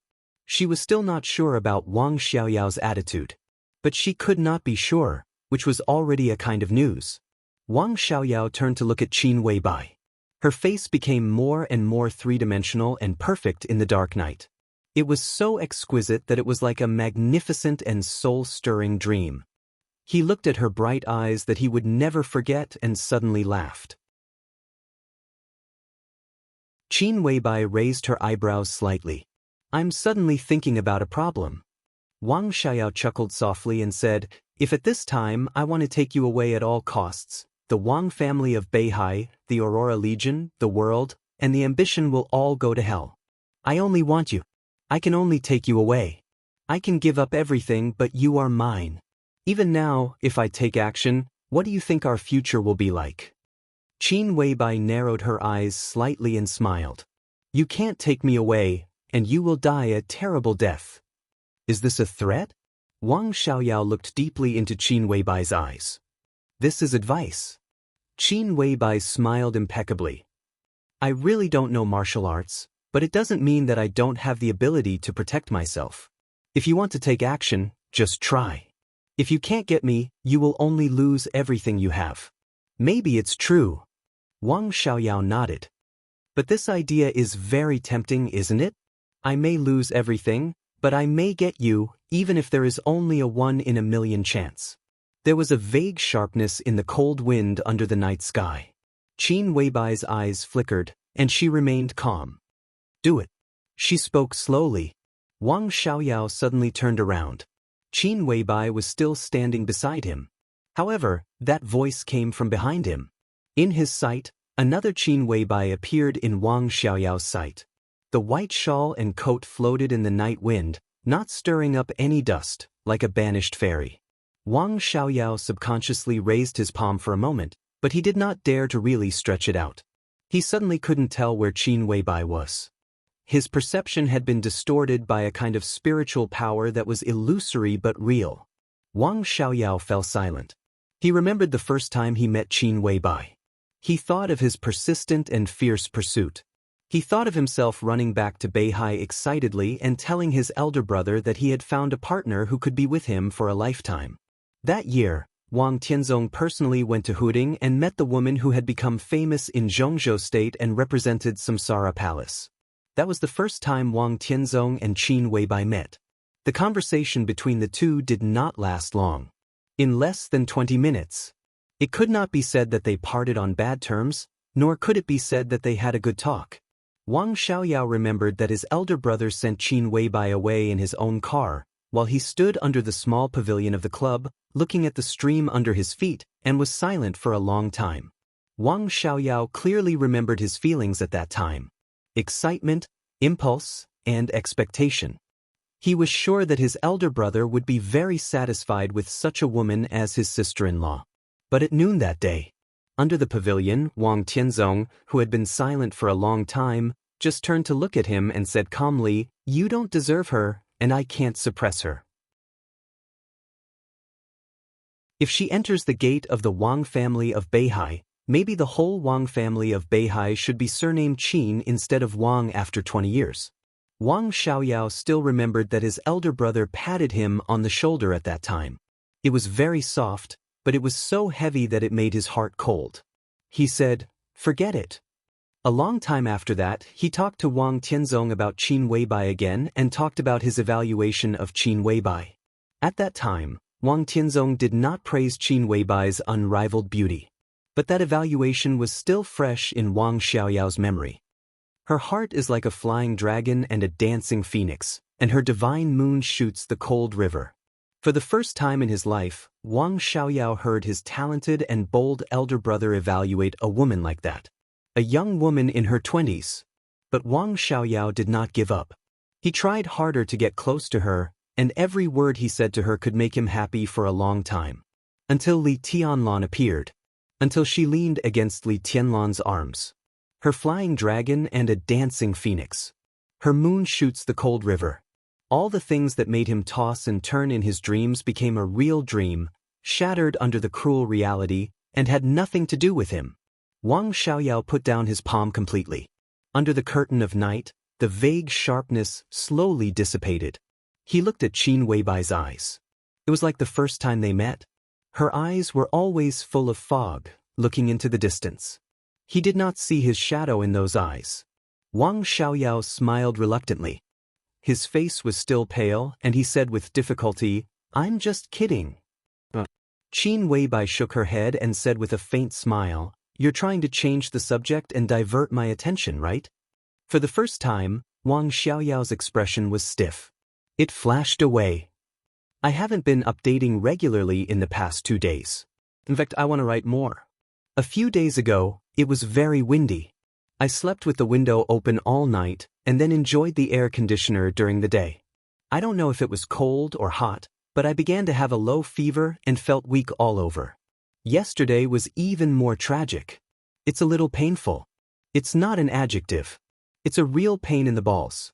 I feel like they're swollen. I went to the hospital to have a checkup today, and it's not a big problem. Then when I came back, I found that it's not a pain in the balls, but a pain in the flesh. Damn, I took off my pants and came back, and then I found that. Anyway, it's very uncomfortable. When I feel better, I'll try to write more."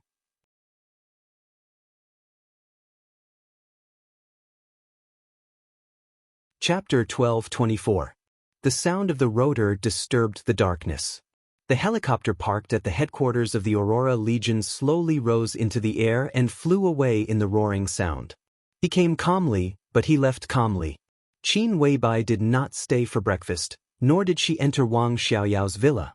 They talked for an hour and just walked a small circle around the island of the headquarters of the Aurora Legion. After the talk, they left. Neat and tidy.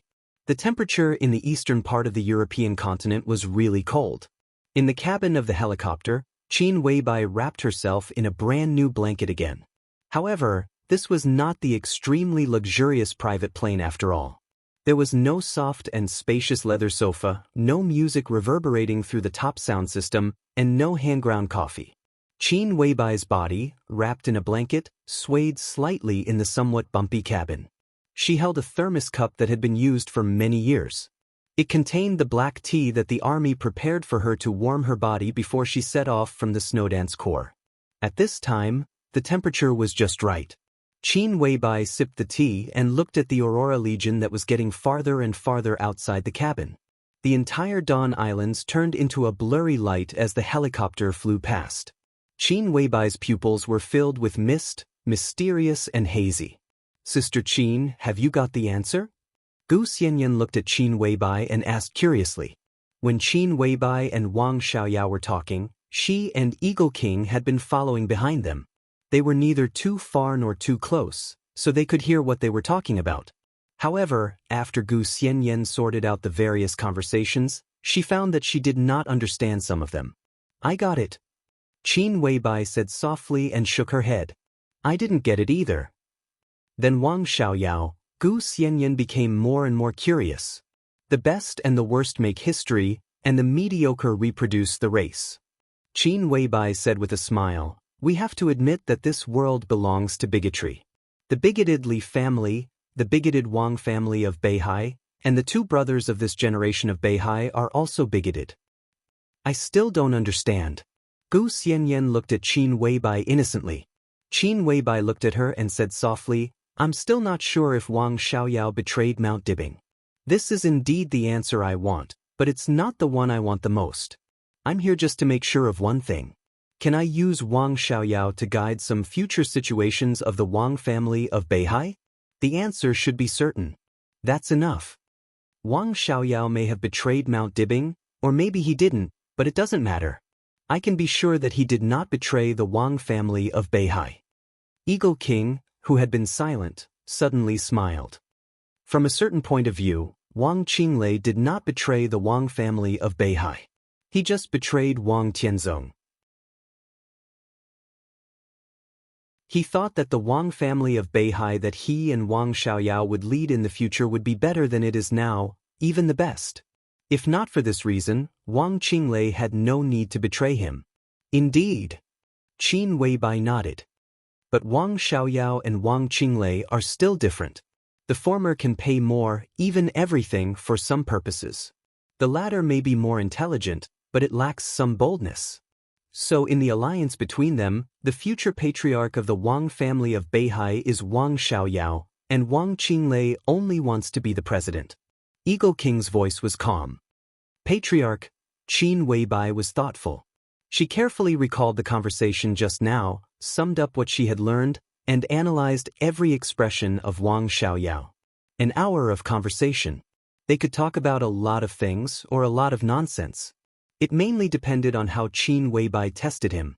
Many of Qin Weibai's words were impolite, even a little mean. She didn't care what impression she left in Wang Xiaoyao's mind. It had nothing to do with her. She only cared about what real information she got from this conversation. There was no doubt that Wang Xiaoyao was vigilant and guarded against Emperor Dong's palace. Many of the things he said were vague. But at least Qin Weibai could be sure that the cooperation between Wang Xiaoyao and Wang Qinglei was definitely not as close as it seemed.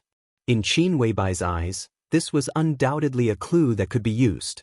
What happened inside the Wang family of Beihai had nothing to do with her. She always cared about how Emperor Dong's palace should develop under the new situation after the great changes in Beihai, how to avoid traps, and how to find opportunities. Wang Xiaoyao said some things in the conversation, some of which he didn't even notice. But Qin Weibai had begun to think and tried to make a plan. The final battle of Heaven Capital, the chaos in Snow Country, the dawn of a new era, and the Samsara Palaces step by step were the plans of the master of Samsara Palace, and also Qin Weibai's thoughts. They were the same person. All the situations that were confusing to outsiders were constructed bit by bit in this kind of silence. Go back to Tianan. Qin Weibai whispered, I want to be quiet for a while. She took out her notebook and began to record every word of the conversation with Wang Xiaoyao. She planned to go back and carefully analyze it when she calmed down completely. Eagle King nodded and gave an order to the cockpit. The helicopter began to accelerate in the night. His phone rang abruptly. Qin Weibai took out her phone and looked at the number. It was military counselor's call. It was officially 3 o'clock in the afternoon in Yuzhou. Qin Weibai calmly pressed the answer button and said, Hello. Your Highness, there is a breakthrough in Liu Yang's problem. Military counselor's voice sounded with a hint of a smile. Qin Weibai subconsciously sat up straight. A comprehensive breakthrough. Yes, he explained Zhao Yu's problem. Military counselor's voice was obviously a little excited. Liu Yang, the speaker of Enong in Liaodong. There was no possibility of stopping the growing storm in Liaodong. It would only get bigger and bigger. And Anton had become a real powder keg. 3 days ago, Liu Yang, the speaker of Enong, was controlled by Liaodong's Ministry of Supervision. In 3 days, Enong, the powder keg, finally exploded. And it was a real big fish that came out of it. Zhao Yu, the deputy speaker of Liaodong, one of Bai Qingxian's main opponents in Liaodong, was also likely to become the governor of Liaodong after Bai Qingxian left Liaodong. Liu Yang's problem involved Zhao Yu. It was self-evident what it meant. Once Zhao Yu's problem was confirmed, the whole of Liaodong, even Wang Wei, the current leader of the third supervisory group, would be in a precarious and desperate situation. Qin Weibai gently raised the corner of her mouth. Now Ji Wenxiang will have a headache. Obviously, Zhao Yu's problem would be investigated through the special task force set up by the Ministry of Supervision of Zhongzhou State. This was Ji Wenxiang's responsibility. Now the whole Southeast group was trying to avoid this situation, but it was obviously unavoidable this time. Wait for Beihai to officially enter. Qin Weibai whispered. You're tuning in to the Wang Lin's Journey YouTube channel. Don't forget to subscribe and join us on this journey to catch the most captivating stories.